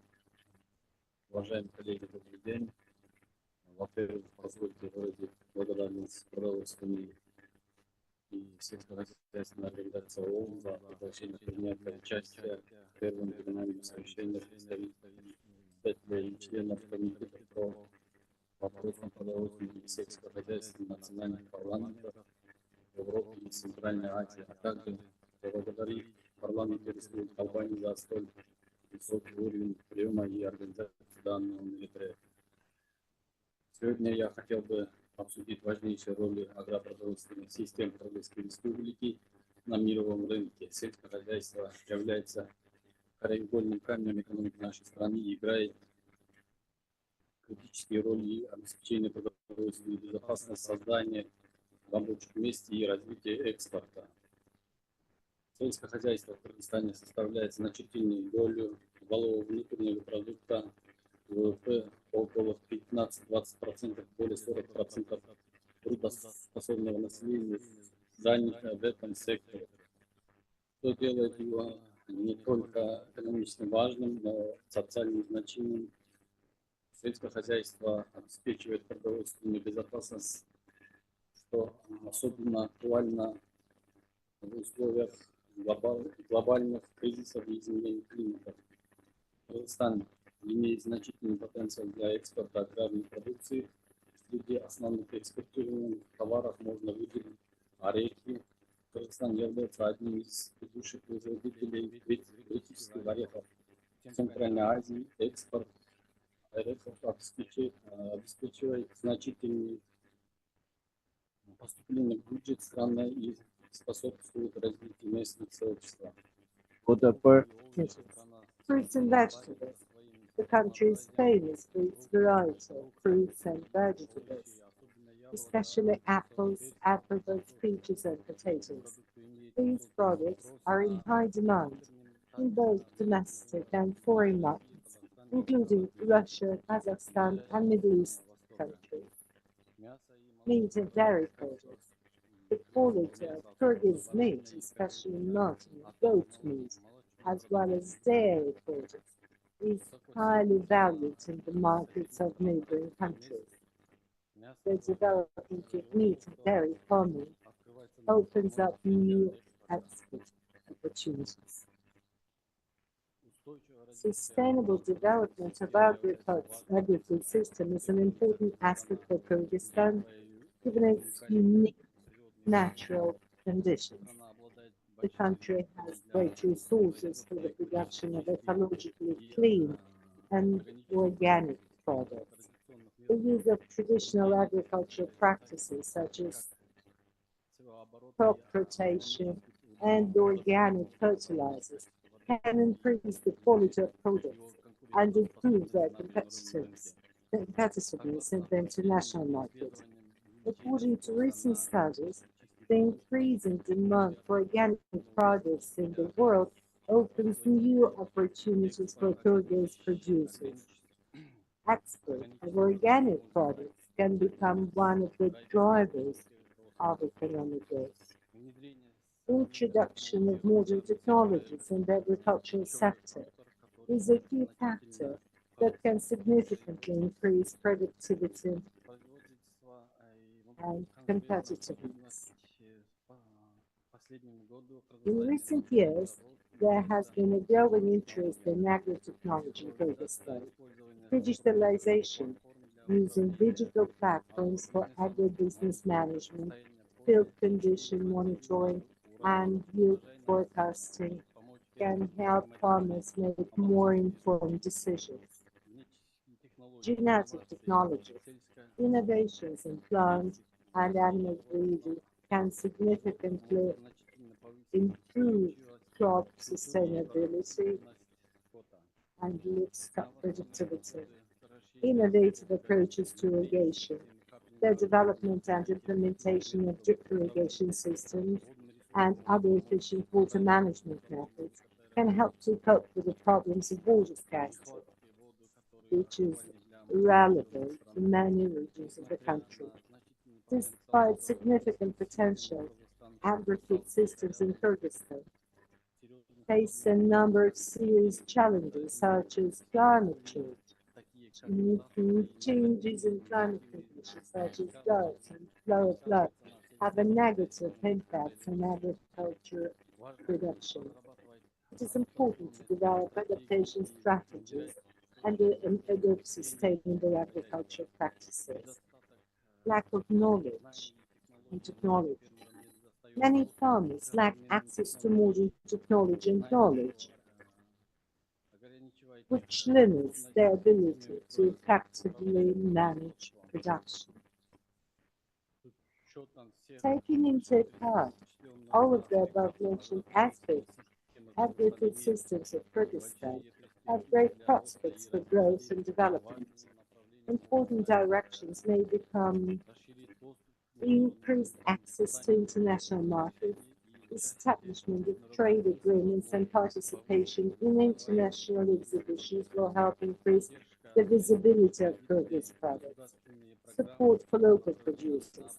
State programs aimed at supporting small and medium-sized farms can help improve conditions for their work. Education and training. Training of farmers in modern farming methods and access to information and new technologies should be a priority. Thus, the agri-food systems of the Kyrgyz Republic play a key role in ensuring food security, creating jobs, and integrating the country into the global market. In order to capitalize on this potential, it is necessary to continue to work on introducing innovations, supporting sustainable development, and finding new markets. Thank you for your attention.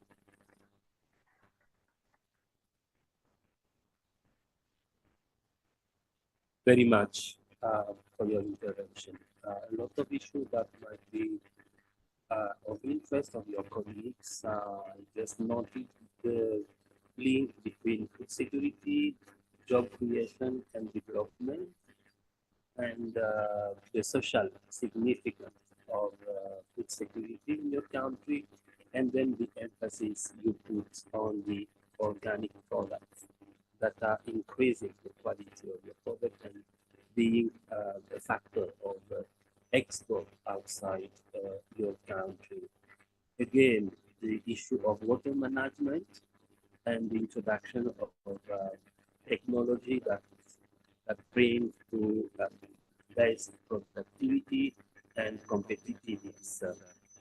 The key role of agriculture in your economy has been stressed as well. The second contribution from Kyrgyzstan, and then we will be running to Ukraine. Please, you have the floor. And I beg you to be short, please.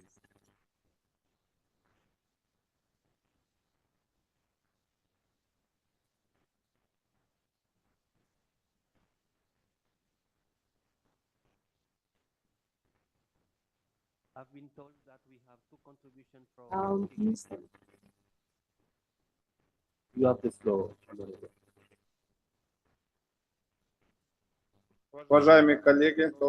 Dear colleagues, good afternoon. First of all, I would like to express our gratitude to FAO for inviting us to participate in this regional meeting of national parliament representatives on agri-food systems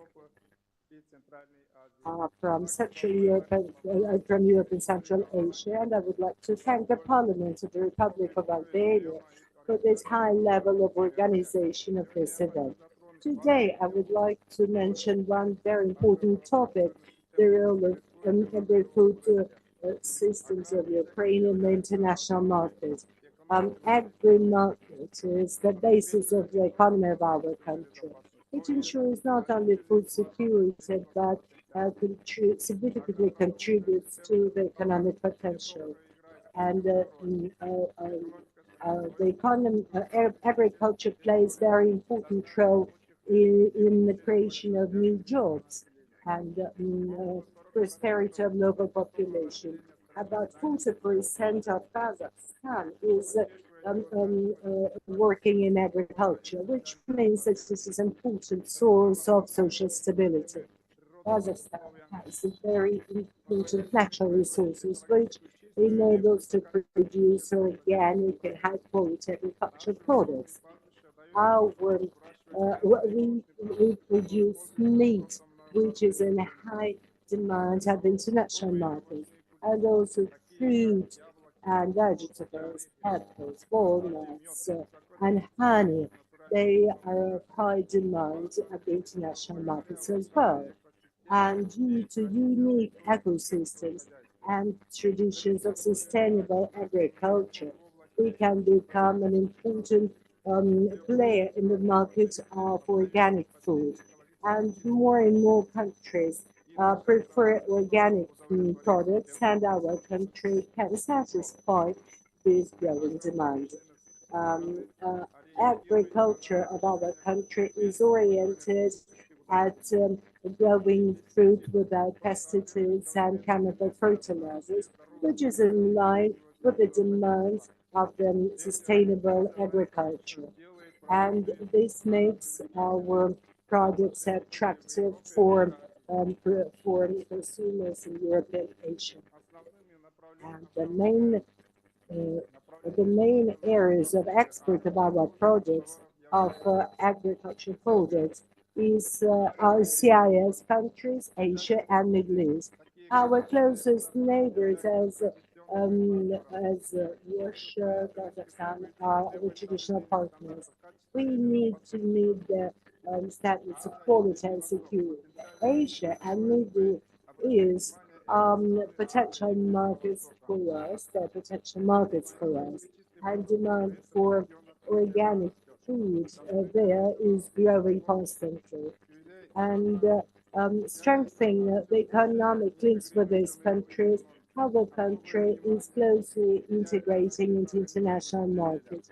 And a lot of attention is paid to development of organic agriculture, which makes it possible to add to the markets of Europe and Asia.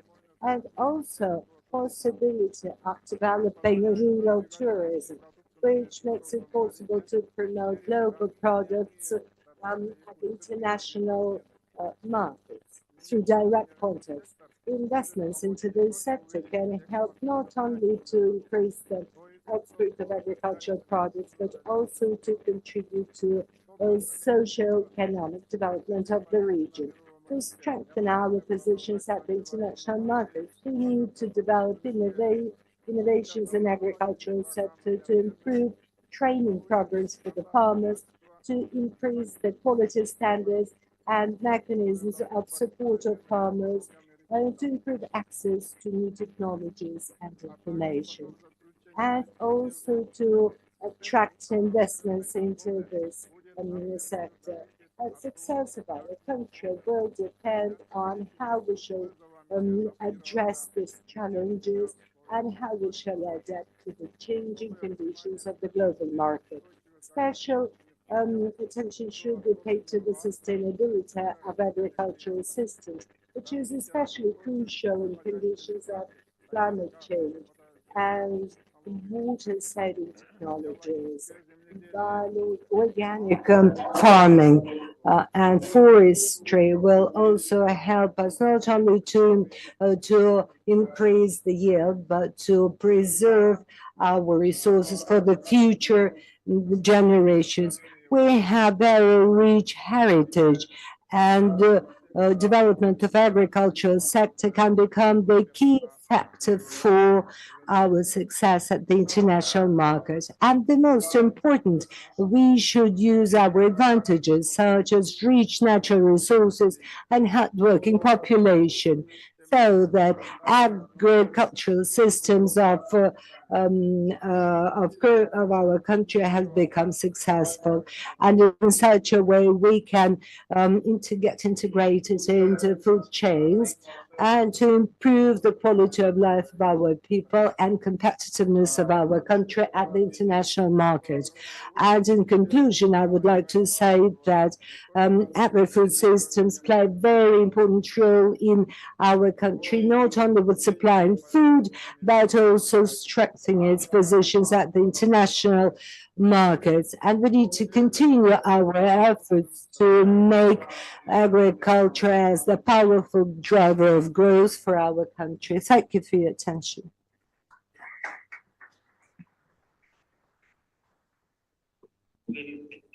Much, Honorable, for your contribution. You stressed again the economic potential of agriculture. It was interesting to notice that thanks to organic foods, you enter in the international market. So organic food is boosting your export. Very interesting, the notion of rural tourism.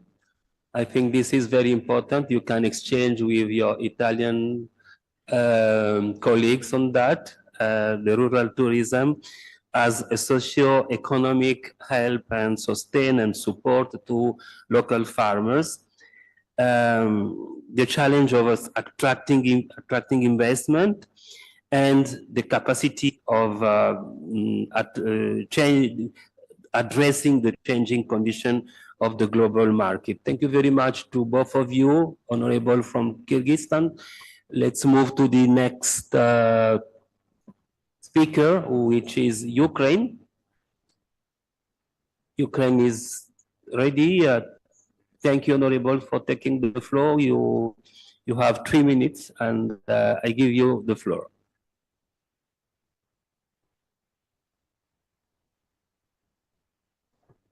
Did you press the button?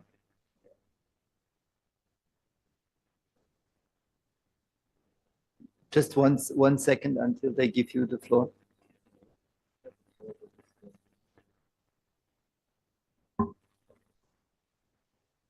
Is it open?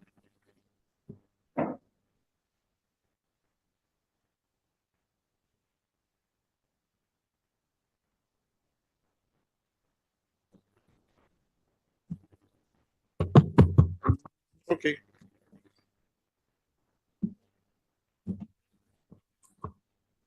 Excuse me.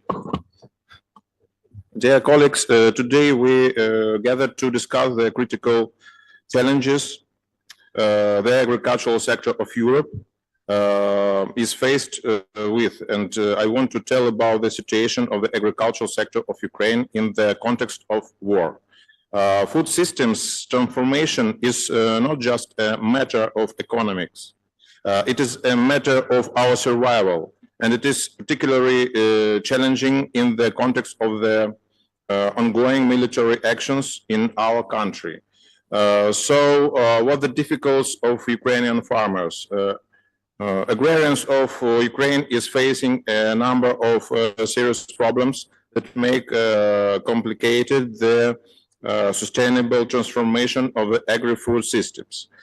First of all, this is the destruction of infrastructure. Military actions led to significant destruction of agricultural infrastructure, in particular irrigation systems, warehouses, roads. This makes it difficult to assess markets and resources. The second is demographic crisis. Population migration and labor loss negatively affects that productivity of the agricultural sector. Many farmers left their farms, and those who remained often work in conditions of instability. The third is the climate change. Climate changing such as extreme weather has a direct impact on harvest. Warm winters and dry summers can lead to significant losses. The fourth, export restrictions. Constant shelling and blockade of ports limit the export of agricultural products, which affects the financial stability of our farmers. And what is the biggest issue? In our opinion, the biggest problem for the sustainable transformation of the agri-food system of Ukraine in the war started by Russia, and the difficulty in such conditions to attract investment in modernization and adaptation of new conditions. Many farmers cannot afford to implement the latest technologies needed to increase productivity and adapt to climate changes. So what are the practical solutions for our opinion? This is the financial support. The government should create lending and subsidy program for farmers who want to implement innovative technologies and environmental practices, and this requires not small funds. Training and counseling. It is necessary to put in place training programs for farmers on sustainable resource management, new technologies, as well as adaptation to climate changes. The third is ensuring food safety, creating a modern system for monitoring product quality and monitoring compliance with safety standards in crucial to restoring consumer confidence. One example of legislative approach to solving the problem in the implementation of the EU nitrate directive. This directive aims to reduce water pollution by nitrates from agriculture. Implementation of this directive in Ukraine may include regulation of fertilizers issue, creation of ecological zones, water quality monitoring, and so on. We were on the verge of important changes. Sustainable development of the agrarian sector of Ukraine requires efforts from the government, business, and society. Together, we can create the conditions for innovation, ensure food security, and preserve our natural resources. But for this, we need the support of European countries to repulse the enemy who came to our land. So, dear colleague, thank you for your attention.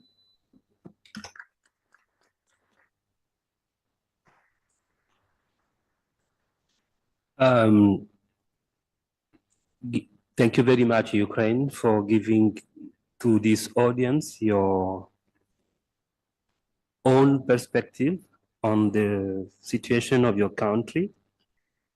and to stress how important it is to find out practical solutions dealing with the support of the government. The question of safety standard is very important in all European countries. And you mentioned the implementation of the EU directives about fertilizer and so on. And you stress again the innovation. Thank you very much for your contribution. I hope you will have the opportunity then to go deeper to these questions of practical solutions your country is seeking. So I would like to thank you for this very, very insightful session, for your positive contribution and the exchange of experience. It has been really very rich. And very quickly, I will give the floor to Raymond, our chairman, for the next session. And I would like really to thank you again for your contribution. Thank you very much. Thank you very much, Jean-Leonard, for this excellent session. Thank you very much also, of course, for your inputs. And we have heard already many aspects which the transformation of the agri-food systems also requires.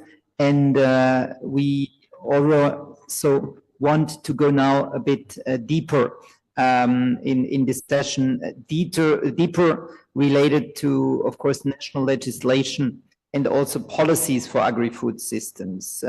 We want to explore how parliamentarians, how parliaments in our region are tackling the complex task of transforming agri-food systems, because you are in this case with the legislation at the forefront, how to address it to increase productivity, sustainability, and equitability. We know, and you are probably agreeing with me, that parliamentarians face immense challenges in this process. And there is always the question between, of course, short-term political demands with the long-term sustainability, to ensure also that the national policies are consistent with the international framework. And in this case, I just want to mention the Paris Agreement, but we are, of course, also in this case, referring to the Sustainable Development Goals. So balancing environmental sustainability, social equity, and of course also productivity requires a nuanced approach. And I think you are very much challenged in this case as parliamentarians.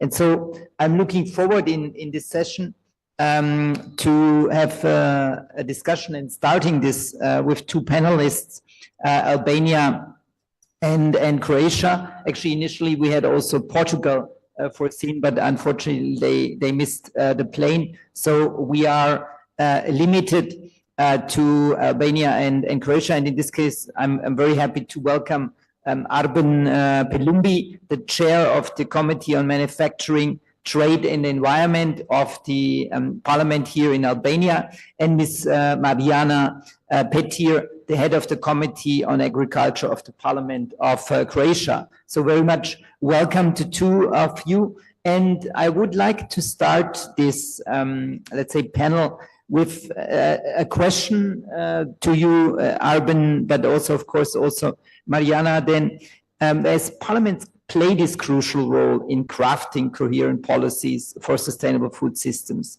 how do you, as members of the Agrarian Committee or the Manufacturing Committee, how do you ensure that agriculture policies in your respective countries are balancing productivity, environmental sustainability, and social equity? We would be very much happy to hear from you, Arben.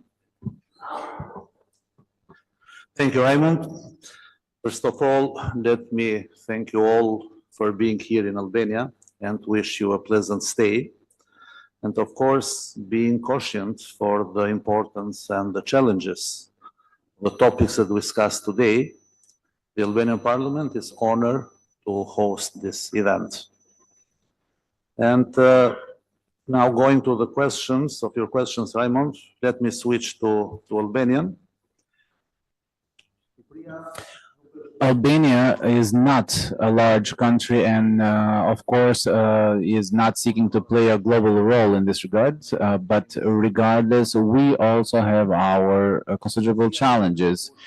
Agriculture remains a fundamental milestone and cornerstone of our parliament, of our life, and of course, it is vital for rural development, environmental sustainability, and food and nutrition and food. Of course, the role of parliament in the policy, in agricultural policy making is important because the parliament is the instrument where we discuss and we adopt these policies that, of course, have an impact on the agricultural sector of the country. The legal framework needs to be complete to address the challenge and the upcoming challenges resulting from climate change, economic pressures, and the need to protect livelihoods of farmers. This requires, of course, a cross-sector approach that integrates economic, environmental, and social dimensions. To achieve equilibrium and balance, as you asked, I believe that all of these three pillars should work in unison because agricultural productivity is, of course, important for rural development and policies that and productivity and policies that enhance productivity, encourage modernization, maintaining, of course, traditional practices that have supported rural communities for centuries. As Albanian Parliament and as a Agriculture Committee, we have focused mainly on research and innovation, which is important in promoting investments required in agriculture, in technology, and in innovation in the sector.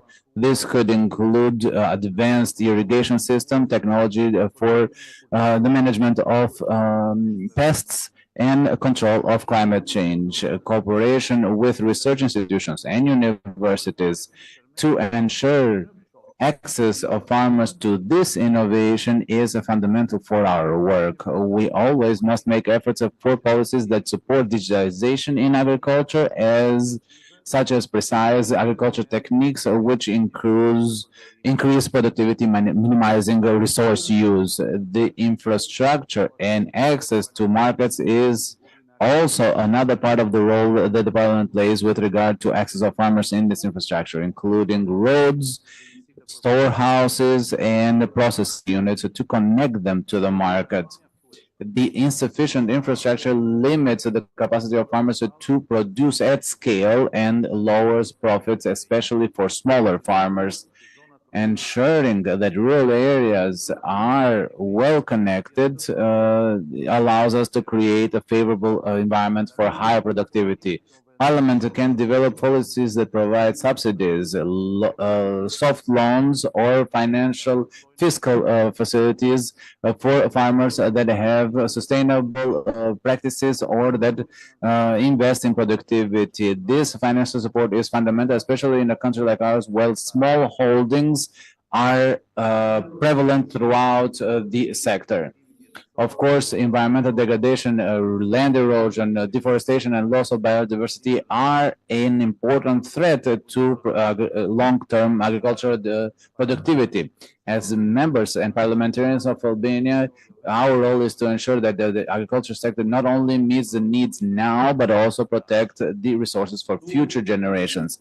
Here, of course, we focus in a certain direction, mainly in sustainable land management as one of the critical and most concerning areas because we are overusing agricultural land, which leads to degradation. The Parliament can issue policies that promote sustainable land management practices such as rotation of crops, organic food, and orchards. These reduce the dependence on fertilizers and promote biodiversity. One other important element for us is the management of water resources. Albania is rich in water resources, but unsustainable practices can bring in the pollution of water or misuse of water. Our committee at the Parliament can and has proposed practices that promote efficient use of water in agriculture through the adoption of technologies that save water and techniques that promote sustainable use of water. And this way, we can also work to prevent pollution of waters from fertilizers. Fundamental is also the addressing climate change policies that promote resilient crops and systems that reduce greenhouse emissions are of course important and critical and should be addressed in the policies. Supporting farmers in switching to these practices through technical training, financial assistance and development infrastructure is and always will be a priority for us. Biodiversity, ecosystem services in agricultural policy must encourage us and should be at the service of these systems. And the Parliament must advocate for policies that encourage farmers to protect the environmental habitats within agricultural landscapes. It is, of course, very important to have social equity in agriculture because it is a main sector of employment, especially in rural areas in Albania. That is why policies should address the social equity issues so that all segments in society benefit from rural development. Social equity in agriculture includes fair labor rights and inclusion of access to land and inclusion of marginalized groups such as youth, women and national minorities as well. Our focus is to support smallholders, of course, because the majority of the farmers are smallholders in Albania and they often face challenges in access to market, access to credit, or modern technologies. The Parliament can and has advocated for policies that provide targeted support for these farmers. Of course, land ownership is critical in rural areas as well, and the Parliament has played a role to ensure that policies promote transparency and fair systems for ownership and land governance. Another important aspect of our work is empowering youth and women who are often underrepresented in agriculture. However, they have a great potential to contribute to sustainable agriculture. The integration of stakeholders in the interest of regional cooperation with coherent agriculture policies is also important and should engage a number of stakeholders, including farmers, local associations, environmental experts, and civil society organizations. This ensures that policies are comprehensive, inclusive, well-informed, and that they reflect the reality of the field. The Parliament can facilitate dialogue and cooperation between these groups, creating a participatory approach with regard to policy development. In closing, please allow me to say that by promoting research and innovation and by ensuring fair access to land, by supporting small farmers and in protecting the environment, we can create an Albanian sector of agriculture that not only feeds the country but also maintains and protects the resources for future generations. This requires, of course, cooperation with stakeholders and engagement for long-term sustainability. Through well-thought, future-oriented legislation, we can ensure that our agricultural policies are a model of balance between growth, equity, and sustainability. Thank you. Thank you very much, Arben, for this one, outlining how the Albanian Parliament, how the committee in this case finds way amongst also in a certain way competing elements of in terms of sustainability, and I'm particularly happy also to hear that you focused on the research and the innovation, which is a key issue, but of course also more emphasis, also investment into infrastructure required. And you were referring as a rich water country also to the water resource management. So it demonstrates that water management is not just an issue in the rich water countries, but as we have many countries also here in the region who are, let's say, suffering from water scarcity. The emphasis, I think, also of land, access also to the land, but also fair labor rights, and access to land for women and also minorities is another issue which I think is a very important point when we talk about particularly the equity sustainability. I would like Mariana to come also to you in the Croatian Parliament. And I mean, the Croatian Parliament has led initiatives to strengthen agricultural productivity, but at the same time promoting environmental protection. Croatia has made also significant strides. So I will be very curious to hear from you how this is going to be handled in Croatia. The floor is yours. Thank you very much, Raymond, for invitation to this regional meeting of National Parliament representatives on agri-food systems. Thank you, Arben, for hosting us here in the Albanian Parliament. Dear colleagues, distinguished members of national parliaments, I'm really happy and it's my privilege to participate today in this panel. Croatia is a small country with a relatively well-preserved environment. We are minor polluter at local and regional levels. Over half of our territory is protected under various categories of the Nature Protection Act, and the Adriatic Sea is the cleanest in the Mediterranean. Croatian farmers use half as many pesticides, herbicides, mineral fertilizers, and antimicrobial agents as the EU average. Also, Croatia has the best preserved biological diversity and the greatest potential for bioeconomy development in the EU, and is experiencing an increase in the area under organic farming. Sowing GMO seeds is not permitted in Croatia. On the proposal of our Agricultural Committee, the Croatian Parliament adopted the Declaration on GMO-free Alps-Adriatic-Danube region, in which we invited all countries of that region to follow Croatia's example of GMO-free food production and thus contribute to organic farming and sustainable tourism, preserving our biological diversity and rural communities.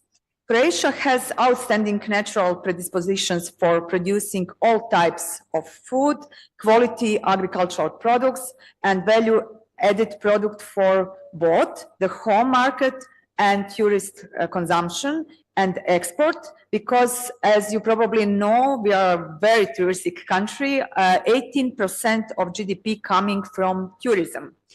This could help create green, sustainable jobs, raise average farm income, lower poverty rates in rural regions, and increase the share of energy produced from renewable sources.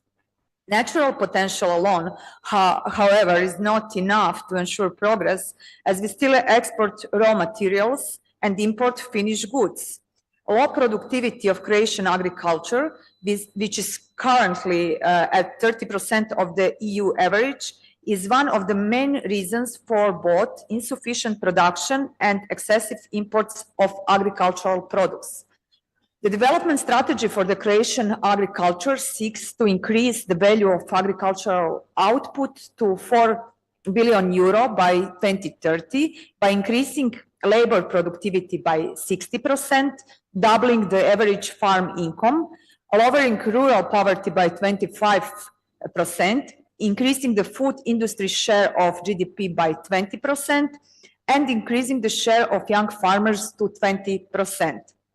Investments are planned in irrigation and organic production, as well as expansion of greenhouse cultivation areas and areas under permanent crops, the building of regional distribution centers, the livestock production, particularly pig and cattle farming, and an increase in the proportion of producers involved in short food supply chains.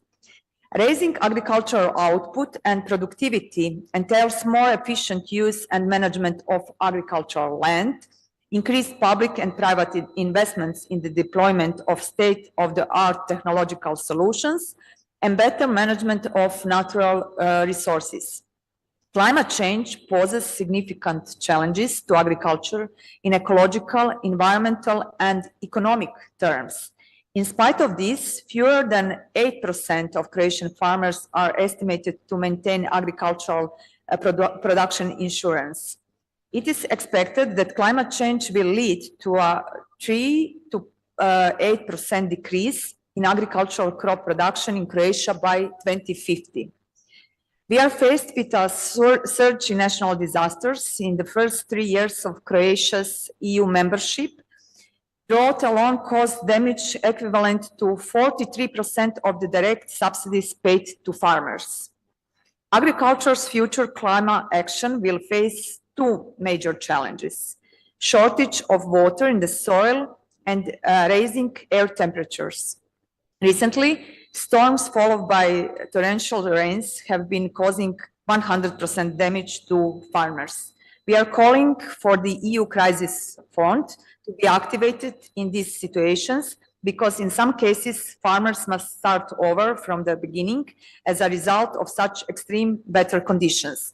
As here I could see presidents of the parliamentary committees from different member states, I would kindly ask that you support this Croatian initiative on EU level because it's really necessary to activate EU Crisis Fund and help to our farmers. Thank you very much.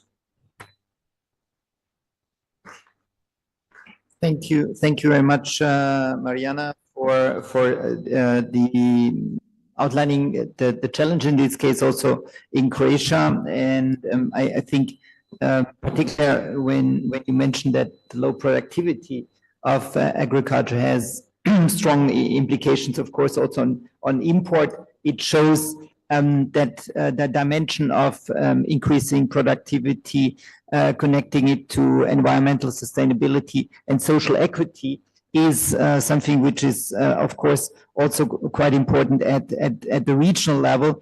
And of course, with the extreme weather conditions, and you mentioned in this case also the floods, the situation has certainly become also more and more challenging. I would like to ask the two of you with a second question in this case, and taking particular the urgency of the climate resilience into consideration.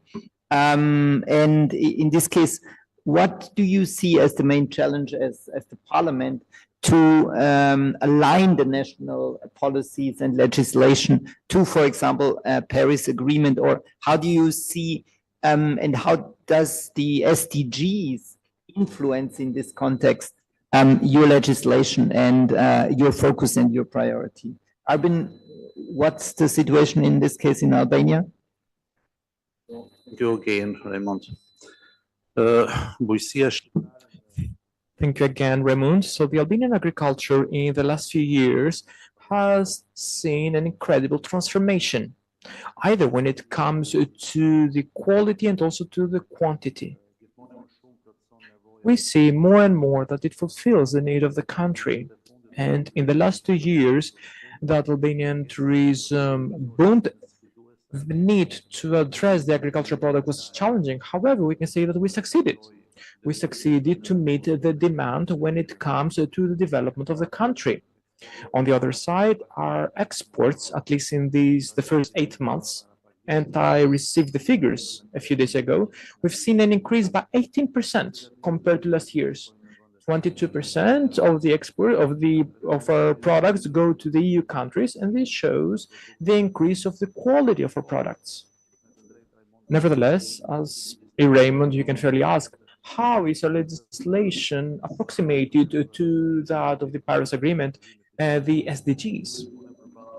Certainly, we face a series of challenges which are growing, and these are related to climate change and also to the needs about sustainable agricultural systems. And one of the main challenges that we face, and I have to highlight it, is the financial restrictions. The implementation of climate sustainable practices and implementation of adequate practices require high investments. And many of our farmers, especially the small farmers, as I mentioned even in my first reply, most of our farmers remain to be small farmers, despite the developments in our agricultural system.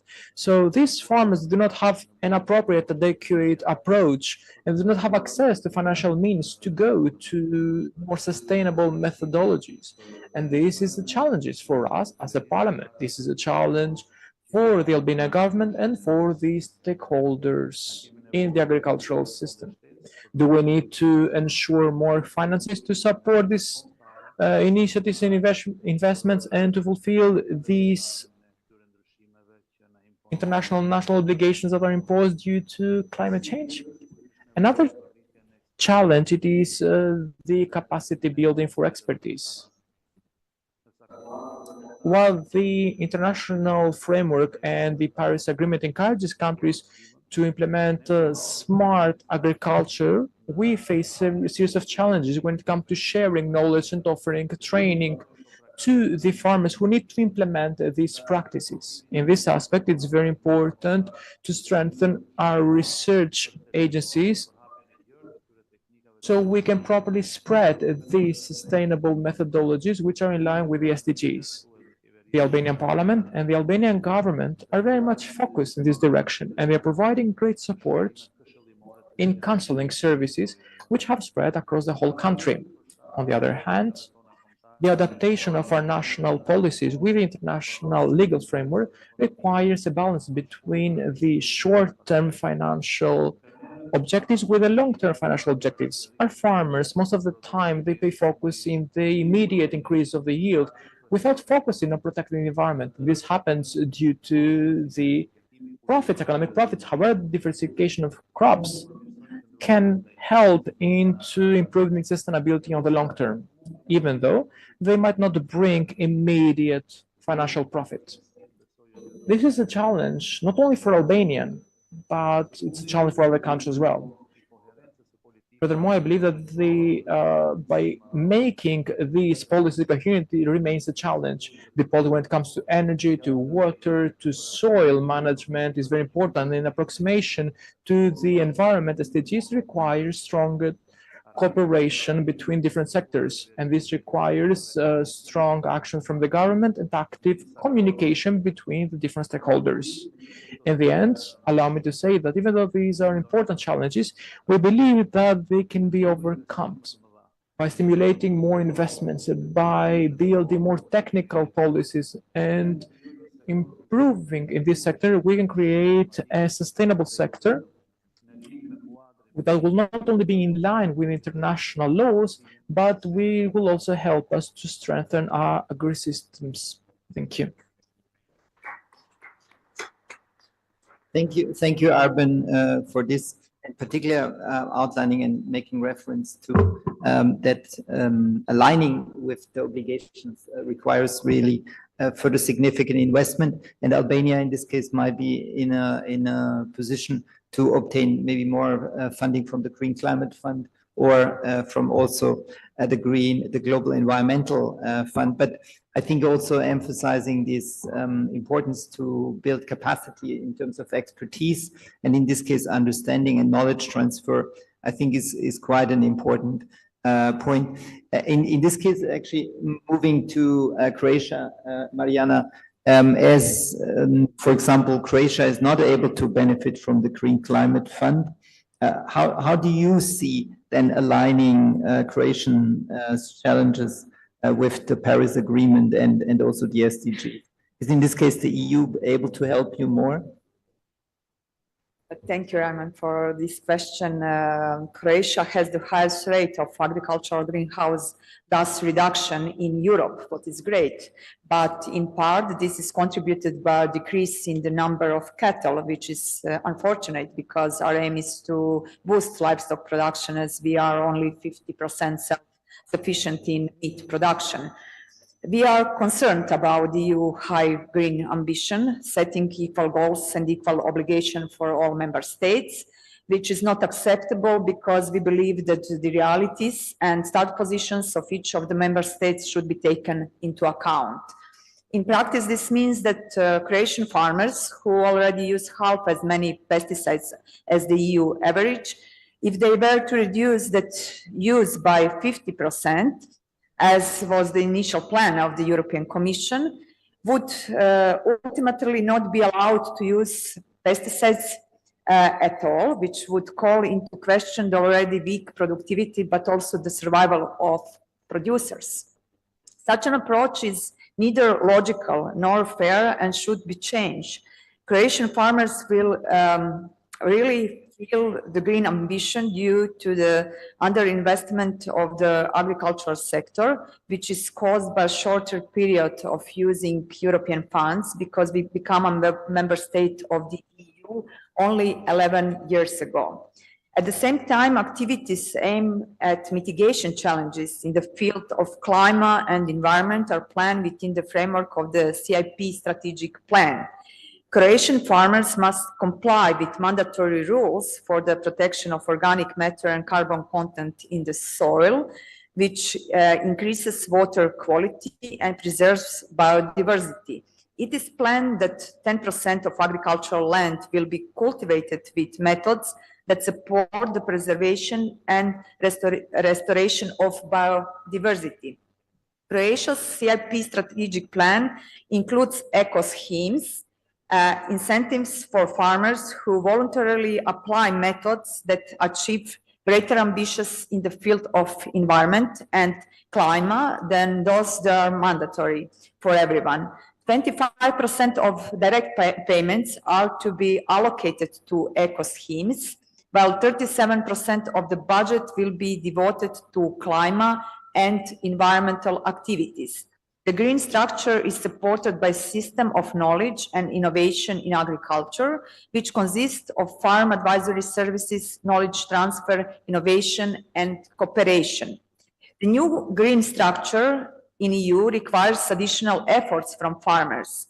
In this impact assessment for the proposal for new CIP legislation, the Commission estimated for various scenarios that there would be a reduction in farmers' income of 5% to 10% due to the combined effect of budget cuts and additional green requirements. The basic role of agriculture is food production, not carbon sequestration. So we need to think about the role that agriculture plays in preserving rural areas and communities, but also that farmers must have a decent income in order to continue producing food for all of us. They are already exposed to market disruptions in supply chains, negative geopolitical events, unfair trade practices, and natural disasters. And if we know that incomes in the agricultural sectors are among the lowest, then it should not be surprising that farmers across the EU protested because they are constantly faced with greater obligations, administration increases, and less money is allocated for agriculture. The European Court of Auditors believes that there is a risk that the European Union's green adaptation ambitions may not be at the level commensurate with climate changes. The existing reporting does not allow the evaluation of the progress made in adapting to climate change in the member states because no measurable statistical data is collected. Progress reports are mostly descriptive, so the question is whether those member states that really have to reduce the pressure that their agricultural production puts on the environment will actually implement in real life. That is why Croatia took position that we need to define what is our reality, and then through the reality and start position of every member state, we should exactly put goals when we talk about climate and environment. Thank you. Thank you very much, Mariana, for really outlining in practice what it means to comply, in this case also with this obligation. And I think it's again also an important point which you have raised when talking about fulfilling, let's say, CO2 emission reduction, but at the same time, the implication which it may have on, for example, cattle production, which you have indicated. And I think it was, in my view, very interesting, again, also to hear about the eco schemes which Croatia has implemented, and in this case also supporting the voluntary let's say action from the farmers, which I think is particularly also interesting that again countries who are not part of the European Union, who are part not of the common agricultural policy may have, in this case, also challenges how to, in principle, utilize the budget, how to define, in this case, also the budget. And I think emphasizing, of course, also again, the important role of agriculture in terms of food production, vis-a-vis, then of course also carbon sequestration, and in this case also the challenges which the green transformation brings and the risks it brings to the agriculture sector is definitely very much appreciated. Looking also a bit at the time, I will ask the two of you, maybe with a very short response to my question, talking about these challenges. On one hand, of course, the environmental, equitable sustainability and production, but at the same time connected to the international obligations. How do you see that interparliamentary cooperation could enhance the effectiveness in this case? What are, in this case, your expectations? Maybe you just keep this a bit short in also your response. Arben?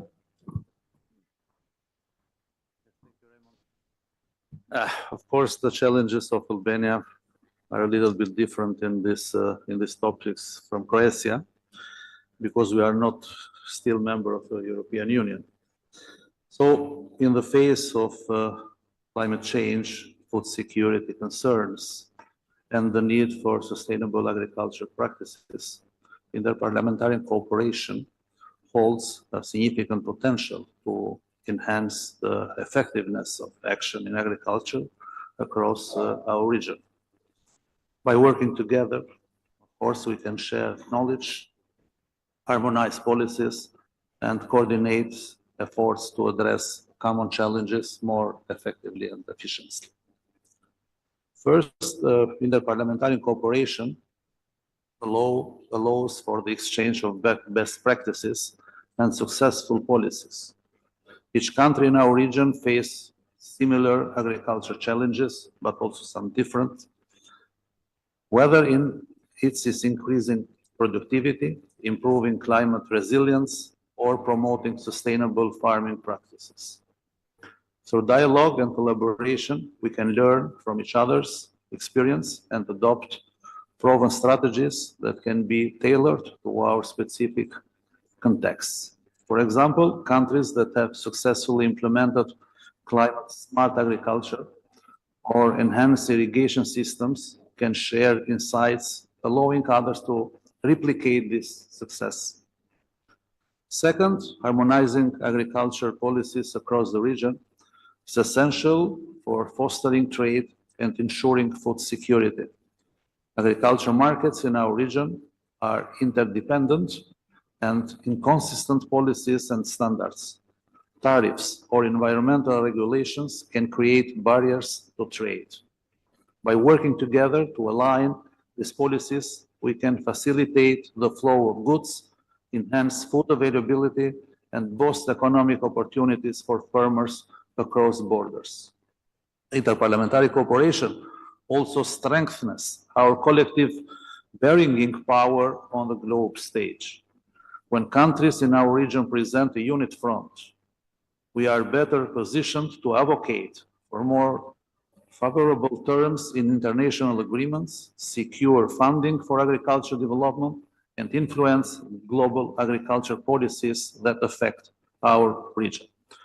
In conclusion, I think that interparliamentary cooperation is a key to enhance agriculture effectiveness across the region through shared learning, policies harmonization, collective advocating, and join on cross-border issues. We can build a stronger, more resilient agriculture sector, and of course, benefit all from it. Thank you. Thank you for this, Arben. I think a clear, clear statement for asking for more collaboration, exchange, knowledge sharing. Mirjana? Every exchange of good practices, but also negative experiences, every conversation about the application of measures that could influence the adaptation and the reduction of the impact of climate change on the agricultural sector or improve agricultural production is important. This type of meeting is also important because MEPs and members of the Agriculture Committee in the national parliaments rarely have the opportunity to participate in meetings where members of other national parliaments gather.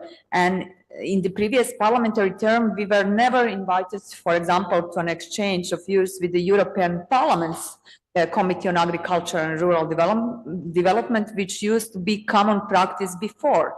That is why I tried to include representatives of the European Commission and the European Parliament in the sessions of the Croatian Agricultural Committee so that they can hear our thoughts, because we as MEPs have direct contacts with producers, processors, rural communities.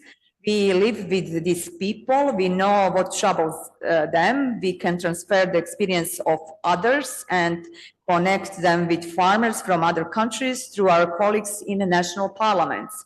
Representatives of 24 national parliaments from Europe attended the Interparliamentary Conference Contribution of National Parliaments to Improving the Common Agricultural Policy that we organized last year in the Croatian Parliament, which is an indication of how much we desperately need cooperation and exchange of opinions with each other, as well as with the European Commission, but also with international organizations like FAO, in order to be able to make decisions that will be balanced to the benefit of our farmers, but also to preserve the climate and environment. Thank you very much. Thank you very much, Mariana, for this one, and particularly outlining this importance of knowledge sharing, connected, of course, in this context, always also to a tailored approach, but using best practices from across also the region, from, in principle, also what we from an FAO perspective, always emphasizing also from a global perspective, to bring it into the discussions at the parliament, as well as also at the national policy level. Colleagues, so first of all, again, thank you very much, Arben and Mariana, for your excellent contribution, excellent input, and I think also great stimulation in addition to the morning session for the breakout session also this afternoon. So let me thank you really for this contribution.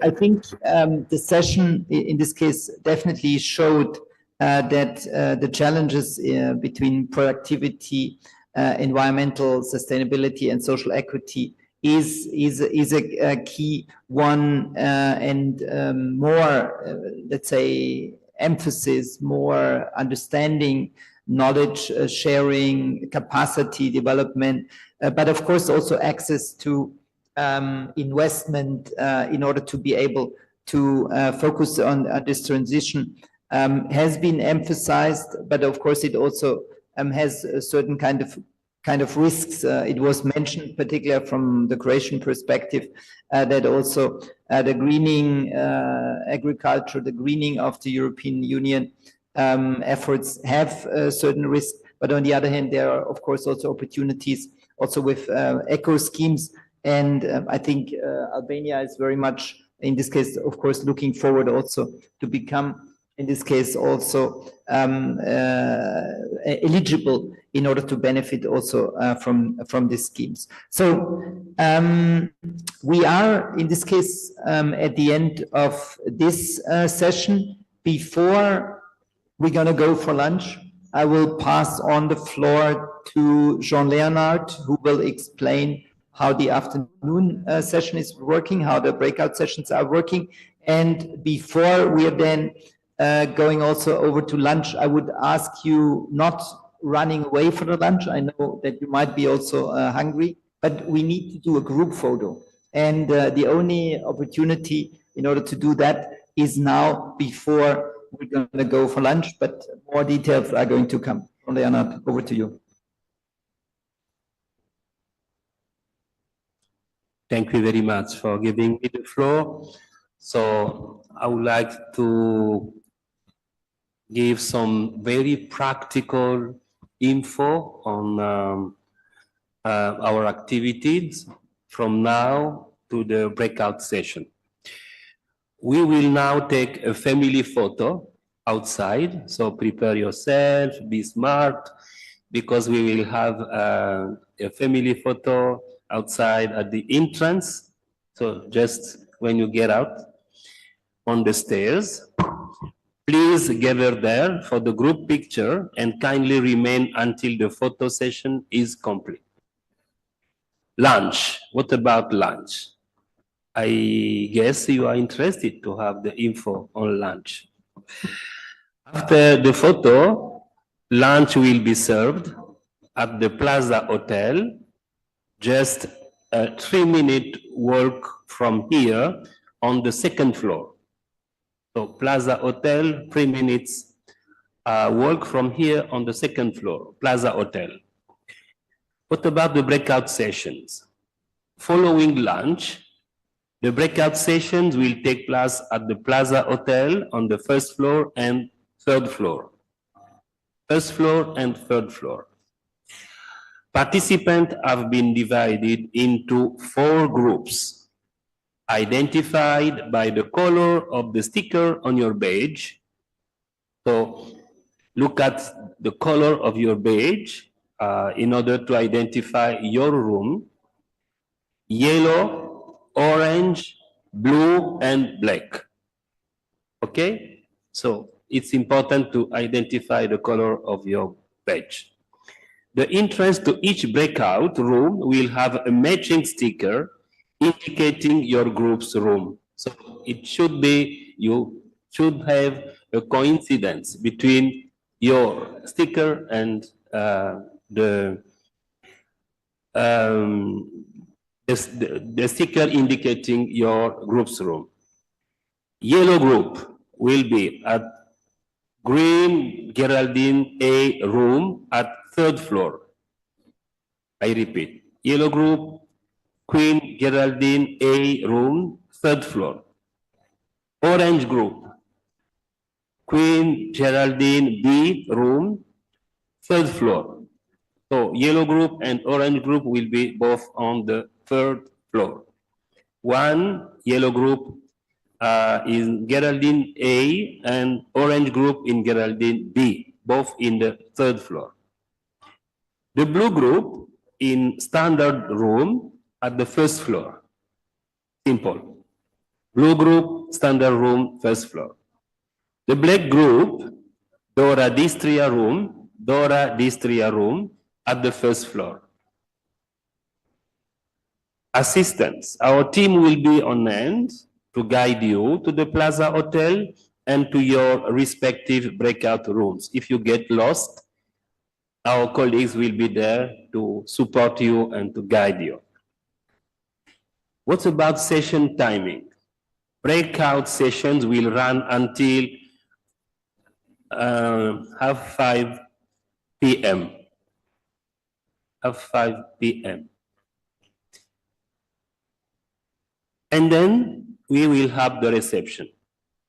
After the sessions, please return to the gates of the Parliament, so here, after the sessions, for the reception kindly organized by the Parliament of Albania. So thank you very much to the Parliament of Albania for the reception just after the session. Buses will depart at 6 p.m. So we kindly ask you to arrive by that time. Okay? The bus will depart at 6 p.m. We kindly ask you to arrive by that time. Okay? So I really hope that everything will go smoothly for you. And we would like to thank you for your presence, for your attention, and for the rich discussion we have this morning. So now, straight to the photo. It's important to be present because the history will remind that you have been present to this meeting. Thank you.